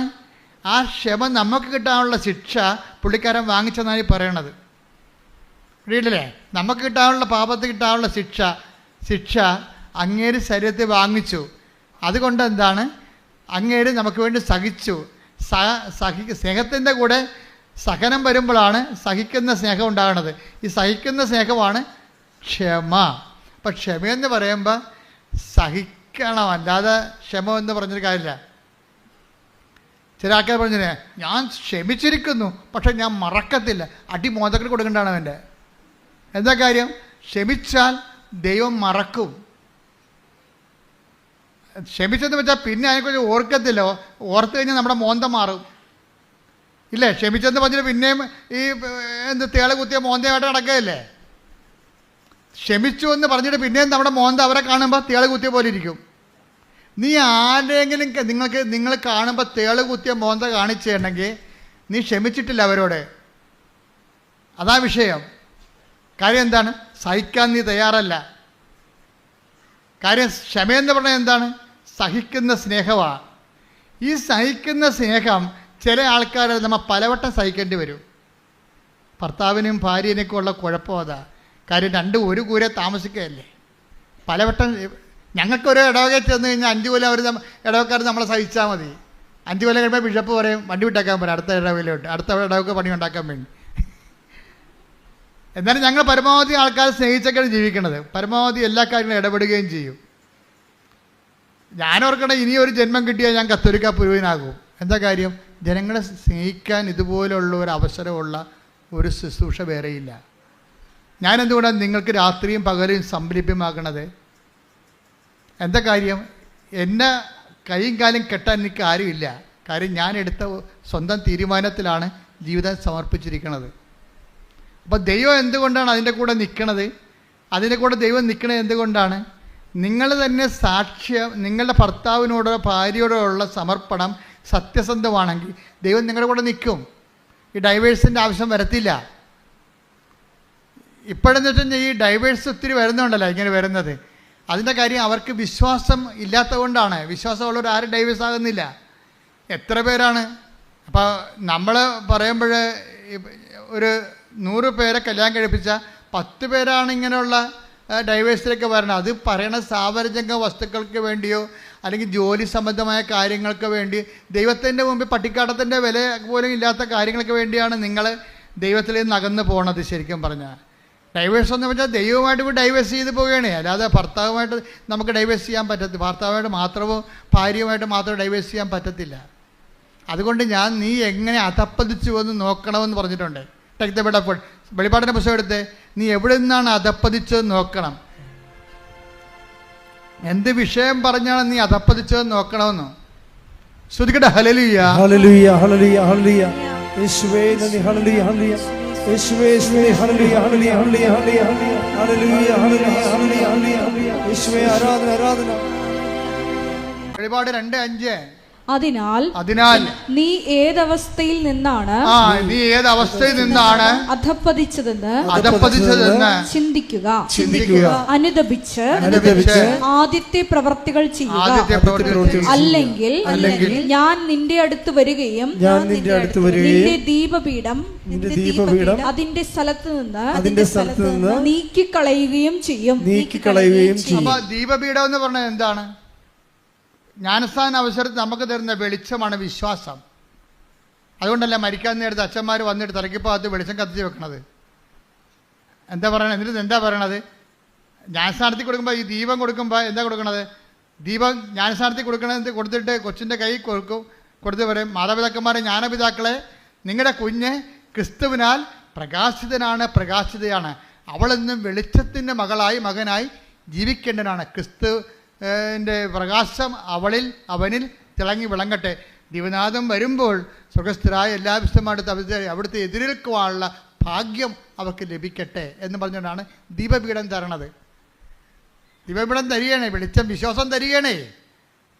നീ വിശ്വാസത്തിനെതിരെ പ്രവർത്തിച്ചാൽ ഞാൻ വന്നിട്ട് ആദ്യം വിശ്വാസം എടുത്ത് മാറ്റുമെന്ന്. കാര്യം എന്താണ്? നിനക്ക് വിശ്വാസം തന്നിട്ട് കാര്യമില്ല. അതിന് കർത്താവ് പറയണം, ന്യായം എന്ന് പറയണത് പന്നികളുടെ മുമ്പിൽ നിങ്ങളുടെ രത്നങ്ങൾ വിതറരുത്. മത്തായി 7:6 വിശുദ്ധമായത് നായ്ക്കൾക്ക് കൊടുക്കരുത്. നിങ്ങളുടെ മുത്തുകൾ പന്നികൾക്ക് ഇട്ടുകൊടുക്കരുത്. അവ അത് ചവിട്ടി നശിപ്പിക്കുകയും തിരിഞ്ഞ് നിങ്ങളെ ആക്രമിക്കുകയും ചെയ്തേക്കാം. എങ്ങനെയുണ്ട് പരിപാടി? ഇതെല്ലാം കർത്താവ് മുൻകൂട്ടി കണ്ടിട്ടുണ്ട്. ഒന്നിനു വായിച്ചത് വിശുദ്ധമായത് നായ്ക്കൾക്ക് കൊടുക്കരുത്. ഇപ്പൊ ജ്ഞാനസ്ഥമായാലും വിശുദ്ധ വിവാഹമായാലും ഇതാരാണ്? നായ്ക്കൾക്ക് കൊടുക്കരുത്. കൊടുത്തുള്ള അവസ്ഥ എന്താ? അതിൻ്റെ എന്ത് ചെയ്യുന്ന പറഞ്ഞാൽ അത് ചവിട്ടി മെതിക്കും. കാര്യം അമ്മ പറയണത്, അമ്മായിയമ്മ പറഞ്ഞാൽ കേട്ടിട്ട് കൂതാശയെ ചവിട്ടി മെതിക്കും. അതാ വിഷയം. ചിലപ്പോൾ കാശിൻ്റെ പ്രശ്നമാകാം, ചിലപ്പോൾ ജോലി പ്രശ്നമാകാം. അപ്പോൾ ചില ആൾക്കാർ കല്യാണം കഴിക്കുന്നത് വിശുദ്ധമായി ഒന്നിച്ച് ജീവിക്കാനല്ല, അമേരിക്ക PR കിട്ടാനാണ്. അതിൽ ദൈവം അനുഗ്രഹിച്ച് ട്രംപ് വന്നിട്ടുണ്ട്, എല്ലാത്തിനും പണിയായിട്ടുണ്ട്. അത് ഞാൻ ഗുണമായിട്ട് പറയുകയല്ല, പക്ഷേ ആൾക്കാരെല്ലാം പിരിഞ്ഞു നിൽക്കുന്നതിൻ്റെ പിന്നിലുള്ള എല്ലാം. ഇപ്പോൾ ഇന്നലെ ഒരു കേസുണ്ടായി ഇവിടെ, അവർക്ക് ഇറ്റലി പോകണം. ഇറ്റലി പോകുമ്പോൾ ഒരു സ്പോർട്സ് താരമാണ്, അടിപൊളി സാക്ഷ്യം, നിന്ന് കത്തി പറയും. അവിടെ പേര് ജിൻസി എന്നാണ്. ജിൻസിയുടെ സാക്ഷ്യം ഇതാണ്: ജിൻസിയുടെ ഭർത്താവ് മസ്കറ്റിൽ എവിടെയാണ്, ഭാര്യ ഇറ്റലിയിൽ. അപ്പോൾ ഇറ്റലി പോണവൾക്ക് ഇറ്റലി പോകേണ്ടി വന്നപ്പോൾ ഇറ്റലിക്കാരും യൂറോപ്പിലൊക്കെ നിയമമുണ്ട്. എന്താ കാര്യം? നിങ്ങളുടെ മാരിറ്റൽ സ്റ്റാറ്റസ് കാണിക്കണം. മാരിറ്റൽ സ്റ്റാറ്റസ് കാണിക്കുമ്പോൾ അവർ അവിടെ ഉണ്ടെങ്കിൽ, ഈ ഭർത്താവിനെ കൂടി ഇറ്റലി കൊണ്ടുപോകാൻ വേണ്ടിയാണ് ഇവരിപ്പോൾ ഇറ്റലി പോണത്. പക്ഷെ അങ്ങനെ ഒരാളെ കൊണ്ടുവരാൻ സാധ്യത ഉണ്ടെങ്കിൽ അവർ വിസ തരത്തില്ല. അപ്പോൾ ഏജൻസി പറഞ്ഞത് എന്താണെന്നറിയാമോ? ഏജൻസി പറഞ്ഞത് നിങ്ങൾ ഡൈവേഴ്സ് ആണെന്നൊരു രേഖ ഉണ്ടാക്കാൻ പറഞ്ഞു. അപ്പം കുറേ പേപ്പട്ടികൾ, ഞാൻ പറഞ്ഞില്ലേ, നിങ്ങളുടെ മുത്തുകൾ പന്നികളുടെ മുമ്പിൽ വിതറെന്ന് കർത്താവ് പറഞ്ഞില്ലേ. അപ്പോൾ നിങ്ങളോർക്കും ജോസഫച്ച എന്തിനാണ് ഇങ്ങനെയൊക്കെ മോശം വാക്ക് ഉപയോഗിക്കണത്? ജോസഫച്ച ഉപയോഗിച്ചത് അങ്ങനെ ഉപയോഗിച്ച കാര്യമാണ്. നിങ്ങളുടെ മുത്തുകൾ പന്നികളുടെ മുമ്പിൽ വിതറരുത്. എന്താ കാര്യം? കൂദാശ എന്തുമാത്രം ബലമായിട്ടാണ് ദൈവം കാണുന്നത്, ദൈവാനുഗ്രഹത്തെ. അത് അർഹതയില്ലാത്ത ആൾക്കാർ കൊടുത്തു കഴിഞ്ഞാൽ അവർ ഏജൻസി പറയുമ്പോൾ ഡൈവേഴ്സ് ആകും. ദൈവം യോജിപ്പിച്ചത് ഏജൻസി വേർപെടുത്തി. എങ്ങനെയുണ്ട് പരിപാടി? പക്ഷേ ജിൻസി ഇത്തിരി കൂടിയ ക്രിസ്ത്യാനിയാണ്. ജിൻസി പറയണ ആ അഭ്യാസം നടക്കത്തില്ലെന്ന് പറയും. ഞാൻ ആൾത്താരെ നിന്നുകൊണ്ട് കർത്താവിൻ്റെ നാമത്തിൽ എൻ്റെ ജീവിത ഉടയോനെ പിടിച്ചതാണ്, കർത്താവിൻ്റെ കരം പിടിച്ച്. ഞാൻ ചെയ്യത്തില്ലെന്ന് പറയും. അപ്പം ഞാൻ അപ്പോൾ പറഞ്ഞ് എന്നാൽ നടക്കത്തില്ലെന്ന് പറയും. കാര്യം പല ആൾക്കാരും ഇനി പാസ്പോർട്ടിൽ തിരുത്തണം, ഞാൻ ഡൈവേഴ്സ്ഡ് ആണെന്ന്. ഡൈവേഴ്സ് ചെയ്ത് കഴിഞ്ഞാൽ പിന്നെ എന്ത് ചെയ്യും? ഡൈവേഴ്സ്ഡ് ആണെന്ന് പാസ്പോർട്ട് രേഖ വേണം. എല്ലാ രേഖകളും ഡൈവേഴ്സ് ഒന്ന് വേണം. അതോടുകൂടി ജിൻസ് റെഡിയല്ല, ഇത് ചെയ്യാൻ റെഡിയല്ല. കാര്യം അവൾ പറയുന്ന ന്യായം, ഞാൻ അൾത്താറിൽ ദിവ്യകുർബാനയുടെ മുമ്പിൽ നിന്നുകൊണ്ട് കർത്താവിൻ്റെ നാമത്തിലാണ് ഞാൻ കരം പിടിച്ചിരിക്കുന്നത്. അത് ജീവിതം പോയാലും ശരി കർത്താവിനോട് പാലിച്ച ഉടമ്പടി ഞാൻ പാലിക്കും. എന്നിട്ട് ഞാൻ മാതാവിനോട് പറഞ്ഞു, അമ്മേ ജീവിക്കണമല്ല അമ്മയെന്ന് പറഞ്ഞു. വിശ്വസിക്കുകയും ചെയ്യണം, എനിക്ക് ജീവിക്കുകയും ചെയ്യണം. അതാണ് വർത്തമാനം. കേട്ടില്ലേ? അമ്മ പറഞ്ഞനുസരിച്ച് ഞാൻ അത് വഴിപ്പെട്ടിട്ടില്ല. ആ പ്രലോഭനത്തിൽ ഞാൻ വീണില്ല. പക്ഷേ എനിക്ക് ജീവിക്കണ്ടേ, എൻ്റെ ഭർത്താവിന് ജീവിക്കണ്ടേ, ഞാനും മക്കളും ഒരുമിച്ച് ജീവിക്കണ്ടേ, കുഞ്ഞുങ്ങളെ പഠിക്കണ്ടേ, വിശ്വാസത്തിൽ കുഞ്ഞുങ്ങൾ ഞങ്ങളുടെ കൂടെ ഉണ്ടായാലല്ലേ അവരെ വിശ്വാസം വളർത്താൻ പറ്റത്തുള്ളൂ എന്ന് പറഞ്ഞോളൂ. ഇവളിങ്ങനെ ചുമ്മാ മൊബൈൽ തോണ്ടിക്കൊണ്ടിരിക്കുന്ന സമയത്ത് പെട്ടെന്ന് ജർമ്മനിയിൽ ഒരു കോൾ ഫോർ കണ്ടപ്പോൾ ഇവളുടെ ബയോഡേറ്റ അടിച്ചു കൊടുത്ത് ഉടനെ ജർമ്മനിക്കാർ ഇവരെ വിളിച്ച് 10 മിനിറ്റിനുള്ളിൽ ഓൺലൈൻ ഇൻ്റർവ്യൂ നടന്ന് യു ആർ അപ്പോയിൻറ്റഡ് എന്ന്. അപ്പം ദൈവത്തിൻ്റെ രീതി കണ്ടാൽ ദൈവം നമ്മുടെ കൂടെ നിൽക്കും. ഭർത്താവും ഭാര്യയും ജർമ്മനിക്ക് പോവുകയാണ് മക്കളെയും കൊണ്ട്. അതെന്താ കാര്യം? അവൾക്ക് അഭിമാനിക്കാൻ ജീവിതകാലം മുഴുവൻ അവളുടെ പേര് ഈ അൾത്താരെ പറയേണ്ടി വന്നത് അവളുടെ വിശ്വാസ സാക്ഷ്യമാണ്. ഇതാണ് സാക്ഷ്യം എന്ന് പറയണത്. സാക്ഷ്യം എന്ന് പറയുന്നത് വിശ്വാസം എന്തിനുള്ളതാണ്? സാക്ഷ്യമായി ജീവിക്കാനുള്ളതാണ്. പ്രാർത്ഥിക്കുക, കർത്താവേ എൻ്റെ വിശ്വാസത്തില് സാക്ഷ്യമായി ജീവിക്കുവാൻ എന്നെ സഹായിക്കണമേ. പരമദിവ്യ കാരുണ്യത്തിന് ആരാധനയും സ്തുതിയും പുകഴ്ചയും ഉണ്ടായിരിക്കട്ടെ. എൻ്റെ പ്രിയപ്പെട്ടവരെ, നമ്മൾ കർത്താവ് നമ്മളോട് സംസാരിച്ചുകൊണ്ടിരിക്കുകയാണ്. നിങ്ങൾ ഓർക്കേണ്ടത്, ഇപ്പം ഈ ജിൻസിയുടെ കാര്യം തന്നെ എടുക്കാം. ജിൻസി എന്തുകൊണ്ടാണ് ഡൈവേഴ്സ് ചെയ്യണം, രേഖ ഉണ്ടാക്കണമെന്ന് പറഞ്ഞപ്പോൾ രേഖ ഉണ്ടാക്കാതെ എന്നിട്ട് കർത്താവിനോട് അവളോട് സംസാരിച്ചു. അമ്മ പറഞ്ഞ വചനമനുസരിച്ച് അവൻ പറഞ്ഞ പോലെ ഞാൻ ചെയ്തിട്ടുണ്ട്, ഉടമ്പടിയിലാണ് ഞാൻ. പക്ഷേ എൻ്റെ കുഞ്ഞുങ്ങൾക്ക് ജീവിക്കണ്ടേ, അവരെ വിശ്വാസം പഠിപ്പിക്കണ്ടേ. അപ്പം അതും ദൈവത്തെ മനസ്സിലാകും. അതാണ് സെക്കൻഡുകൾക്കുള്ള മറുപടിയാണ്. സെക്കൻഡുകൾക്കുള്ള മറുപടിയാണ്. എന്നിട്ട് ജിൻസി എന്തുകൊണ്ടാണ് പതറാതിരുന്നത്? ഇത്രയും വലിയ ക്ഷോഭം, നിങ്ങൾ പിരിഞ്ഞ് വേദരേഖ ഉണ്ടാക്കണമെന്ന് പറഞ്ഞപ്പോൾ എന്തുകൊണ്ടാണ് ഇവൾ അതിനെ സൗമ്യമായി നേരിട്ടത്? അതിൻ്റെ കാര്യം അവിടെ മുൻകാല അനുഭവങ്ങൾ. നമുക്ക് ദൈവം മുൻകാല അനുഭവങ്ങൾ തരുന്നത് ഈ വർത്തമാന കാലത്ത് നിങ്ങൾക്ക് വിശ്വാസത്തിൽ ഒരു പരീക്ഷണം ഉണ്ടാകുമ്പോൾ അതിനെ പ്രതിരോധിക്കാൻ വേണ്ടിയാണ് മുൻകാല അനുഭവങ്ങൾ. അതായത് എപ്പോഴും നിങ്ങൾ ചെയ്യണം, എന്തെങ്കിലും ഒരു പ്രശ്നം ഉണ്ടാകുമ്പോൾ കർത്താവ് ചോദിക്കും, നിങ്ങൾ എന്തിനാണ് അപ്പം ഇല്ലാത്തതിനെക്കുറിച്ച് ഉത്കണ്ഠപ്പെടുന്നത്?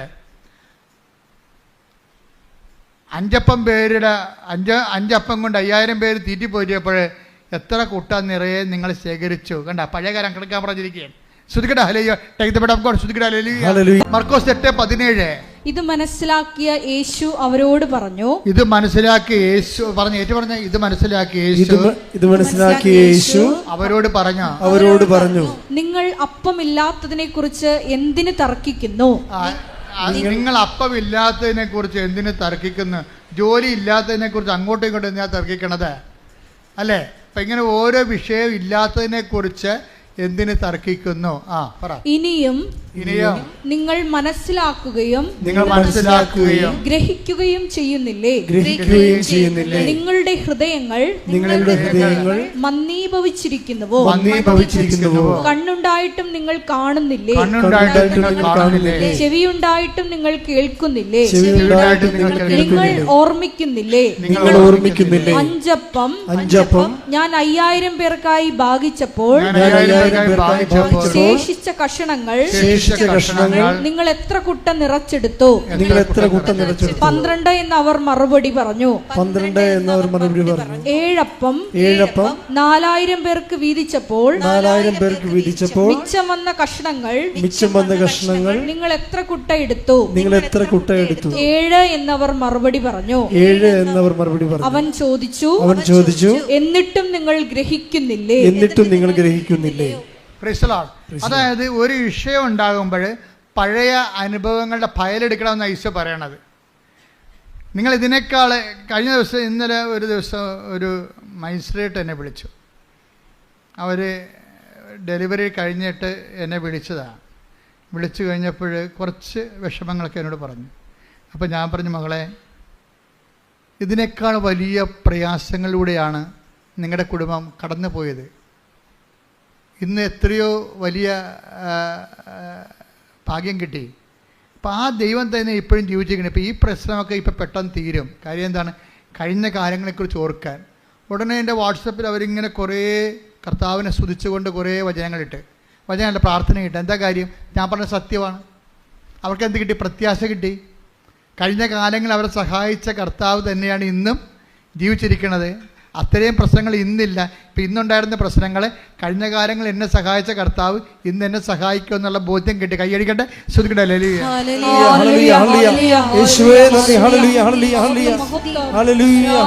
കണ്ണുകളടച്ച് കൈകൾ കൂപ്പി, കൈകൾ നെഞ്ചോട് വെച്ചുകൊണ്ട് കർത്താവിൻ്റെ തിരുസന്നിധിയിൽ നമ്മൾക്കായിരിക്കാം. കർത്താവേ, നിന്റെ വിശുദ്ധ പൗരോഹിത്യത്തെ മഹത്വപ്പെടുത്തണമെന്ന് പ്രാർത്ഥിക്കുന്നു. ശ്രദ്ധിക്കട്ടെ. ഹല്ലേലൂയ, ഹല്ലേലൂയ, ഹല്ലേലൂയ, കർത്താവേ, അന്ധന് കാഴ്ച നൽകിയവനെ, കർത്താവേ, ചെകിടന് കേട് നൽകിയവനെ, കർത്താവേ, ഊമന് സംഭാഷണം നൽകിയവനെ, കർത്താവേ, മഹ്ഫൂദ് രോഗി സുഖപ്പെടുത്തിയവനെ, കർത്താവേ, മരിച്ചവനെ ഉയർപ്പിച്ചവനെ, കർത്താവേ, നിന്റെ തിരുനാമത്തിന് സ്തോത്രം ചെയ്യുന്നു. കർത്താവേ, നിന്റെ തിരുമുറിവാടുന്ന വലതുകരം, അണിപ്പിടുതാറുന്ന അത്ഭുതകരം അങ്ങയുടെ മക്കളുടെ ശിരസിൽ വെക്കണമെന്ന് പ്രാർത്ഥിക്കുന്നു. അടിപ്പിണർ പോലെ, വൈതാക്കാലം പോലെ ദൈവികമായ ശക്തി ആന്തരിക അവയവങ്ങളിലേക്ക് പ്രവേശിക്കട്ടെ. മാരക രോഗങ്ങൾ, തീരാവേദികൾ യേശുക്രിസ്തു നാമത്തിൽ മാറിപ്പോകട്ടെ. ശ്രദ്ധിക്കട്ടെ. അഭിഷേകത്തിനെയും വിഷയം ശ്രദ്ധിച്ചുകൊണ്ടേ ഇരിക്കുക. അച്ഛൻ, നിങ്ങളുടെ ജീവിതത്തിൻ്റെ മേഖലകൾ, ജോലിയില്ലാത്തവർ, വീടില്ലാത്തവർ, വഴിയില്ലാത്തവർ, കുടുംബങ്ങളെക്കുറിച്ചും കുഞ്ഞുങ്ങളെക്കുറിച്ചും വേദന അനുഭവിക്കുന്നവർ, പലതരത്തിലുള്ള സാങ്കേതിക സംഘർഷാത്മകമായ ജീവിത കുടുംബ സാഹചര്യമുള്ളവർക്കെല്ലാം വേണ്ടി പ്രാർത്ഥിക്കുന്ന സമയമാണ്. കർത്താവേ, നിന്റെ ഉന്നതമായ നാമത്തിൽ സ്വന്തം ചെയ്യുന്ന കർത്താവേ, നിന്റെ വിശുദ്ധ പൗരോഹിത്യത്തെ മഹത്വപ്പെടുത്തണമേ. കർത്താവേ, നീ ഏത് ഭവനത്തിൽ പ്രവേശിക്കുമ്പോഴും ആ ഭവനത്തിന് സമാധാനം ആശംസികൾ നടത്തുക. കർത്താവേ, ഭവനത്തെ കർത്താവേ, നിന്റെ നാമത്തിൽ ഞങ്ങൾ ഈ ഭവനങ്ങൾക്ക് സമാധാനം ആശംസിക്കുന്ന ഓൺലൈനിൽ പ്രാർത്ഥിക്കുന്നവരെ അങ്ങ് ഏറ്റെടുക്കണം. പ്രാർത്ഥിക്കുന്ന എൻ്റെ കർത്താവിന് ഉന്നതമായ നാമത്തിൽ കർത്താവേ, ഡൈവേഴ്സിൽ താമസിക്കുന്നവരെ വിവാഹമോചിതരായവര്, കർത്താവ് ഒരുമിച്ച് താമസിക്കാൻ ആഗ്രഹിക്കുന്നവര്, ജീവിക്കാൻ ആഗ്രഹിക്കുന്നവര്, ഒരുമിച്ച് പിരിഞ്ഞു പോയവര്, ഒരുമിച്ച് ജീവിക്കാൻ ആഗ്രഹിക്കുന്നവര്, അവരെല്ലാം സ്പർശിക്കണം പ്രാർത്ഥിക്കുന്നു. മക്കളില്ലാത്തവര്, ഗർഭസ്ഥ ശുദ്ധികൾക്ക് ഹൃദയത്തിന് ദ്വാരവും ആന്തരിക വൈകല്യങ്ങളും ഉള്ളവരെ കർത്താവെ സ്പർശിക്കണമെന്ന് പ്രാർത്ഥിക്കുന്നു. ഇവിടെ കഴിയുന്നവർ കർത്താവെ അസ്ഥിപഞ്ചങ്ങളുടെ വേദന, കിഡ്നികളിലെ രോഗങ്ങള്, പാങ്ക്രിയാസ് കല്ലുകള്, ആമാശയത്തിന് കട്ടിയില്ലാതിരിക്കുകയും ഇടിഞ്ഞു പോകുന്ന അവസ്ഥകള്, ഗർഭാശയത്തിന് കട്ടിയില്ലാതിരിക്കുകയും ഇടിഞ്ഞു പോകുന്ന അവസ്ഥകള്, അൾസർ രോഗങ്ങള്, എപ്പിലെപ്സി രോഗങ്ങള്, പിച്ച് രോഗങ്ങൾ, പിസ്റ്റുല രോഗങ്ങള് യേശു ക്രിസ്തുവിന്റെ നാമത്തില് മാറിപ്പോകട്ടെ. സംബന്ധമായ വിഷയങ്ങള്, ഭവന സംബന്ധമായ വിഷയങ്ങള്, ജോലി സംബന്ധമായ വിഷയങ്ങള്, വിദ്യാഭ്യാസ സംബന്ധമായ വിഷയങ്ങള് എല്ലാം ചേർത്ത് മാതാവിൻ്റെ തിരുസന്നിധിയിൽ അമ്മയുടെ മാധ്യസ്ഥ പ്രാർത്ഥിക്കുന്ന സമയമാണ്. കർത്താവെ, സ്ഥലങ്ങൾ കൊടുക്കാനുള്ളവർ, വിൽക്കാനുള്ളവർ, ജപ്തി നടപടി നേരിടുന്നവർ, സ്ഥലം പാകോടമ്പടി ചെയ്ത് കിട്ടാത്തവരെല്ലാവരെയും ഈ നിമിഷം പരിശുദ്ധമായ ദൈവമാതാവും മാധ്യസ്ഥ ഈശോയ്ക്ക് സമർപ്പിക്കുന്നു.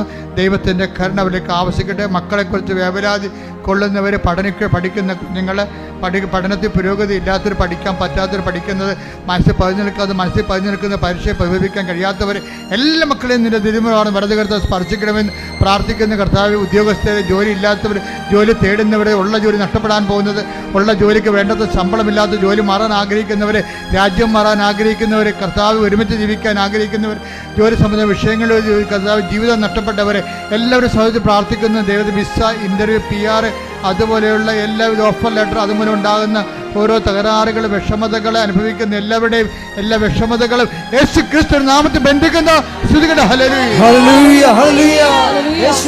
കൂടി മരിയൻ ഉടമ്പടിയിൽ സമർപ്പിച്ചിരിക്കുന്ന എല്ലാ വിഷയങ്ങളും ദൈവമാതാവിന്റെ മധ്യസ്ഥയിൽ ദിവ്യകാരുണ്യ സന്നിധിയിൽ സമർപ്പിച്ച് ഒരു നിമിഷം നമുക്ക് മൗനമായിട്ട് പ്രാർത്ഥിക്കാം.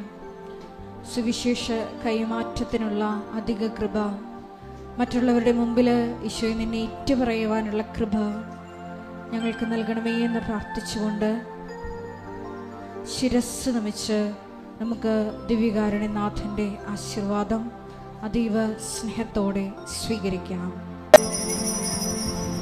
പരിശുദ്ധ പരമമാ ദിവ്യകാരുണ്യമേ, ഇന്നുമെന്നും അങ്ങേക്കാരാധന. പരിശുദ്ധ പരമമാ ദിവ്യകാരുണ്യമേ, ഇന്നുമെന്നും അങ്ങേക്കാരാധന. പരിശുദ്ധ പരമമാ ദിവ്യകാരുണ്യമേ, എന്നുമെന്നും അങ്ങേക്കാരാധന.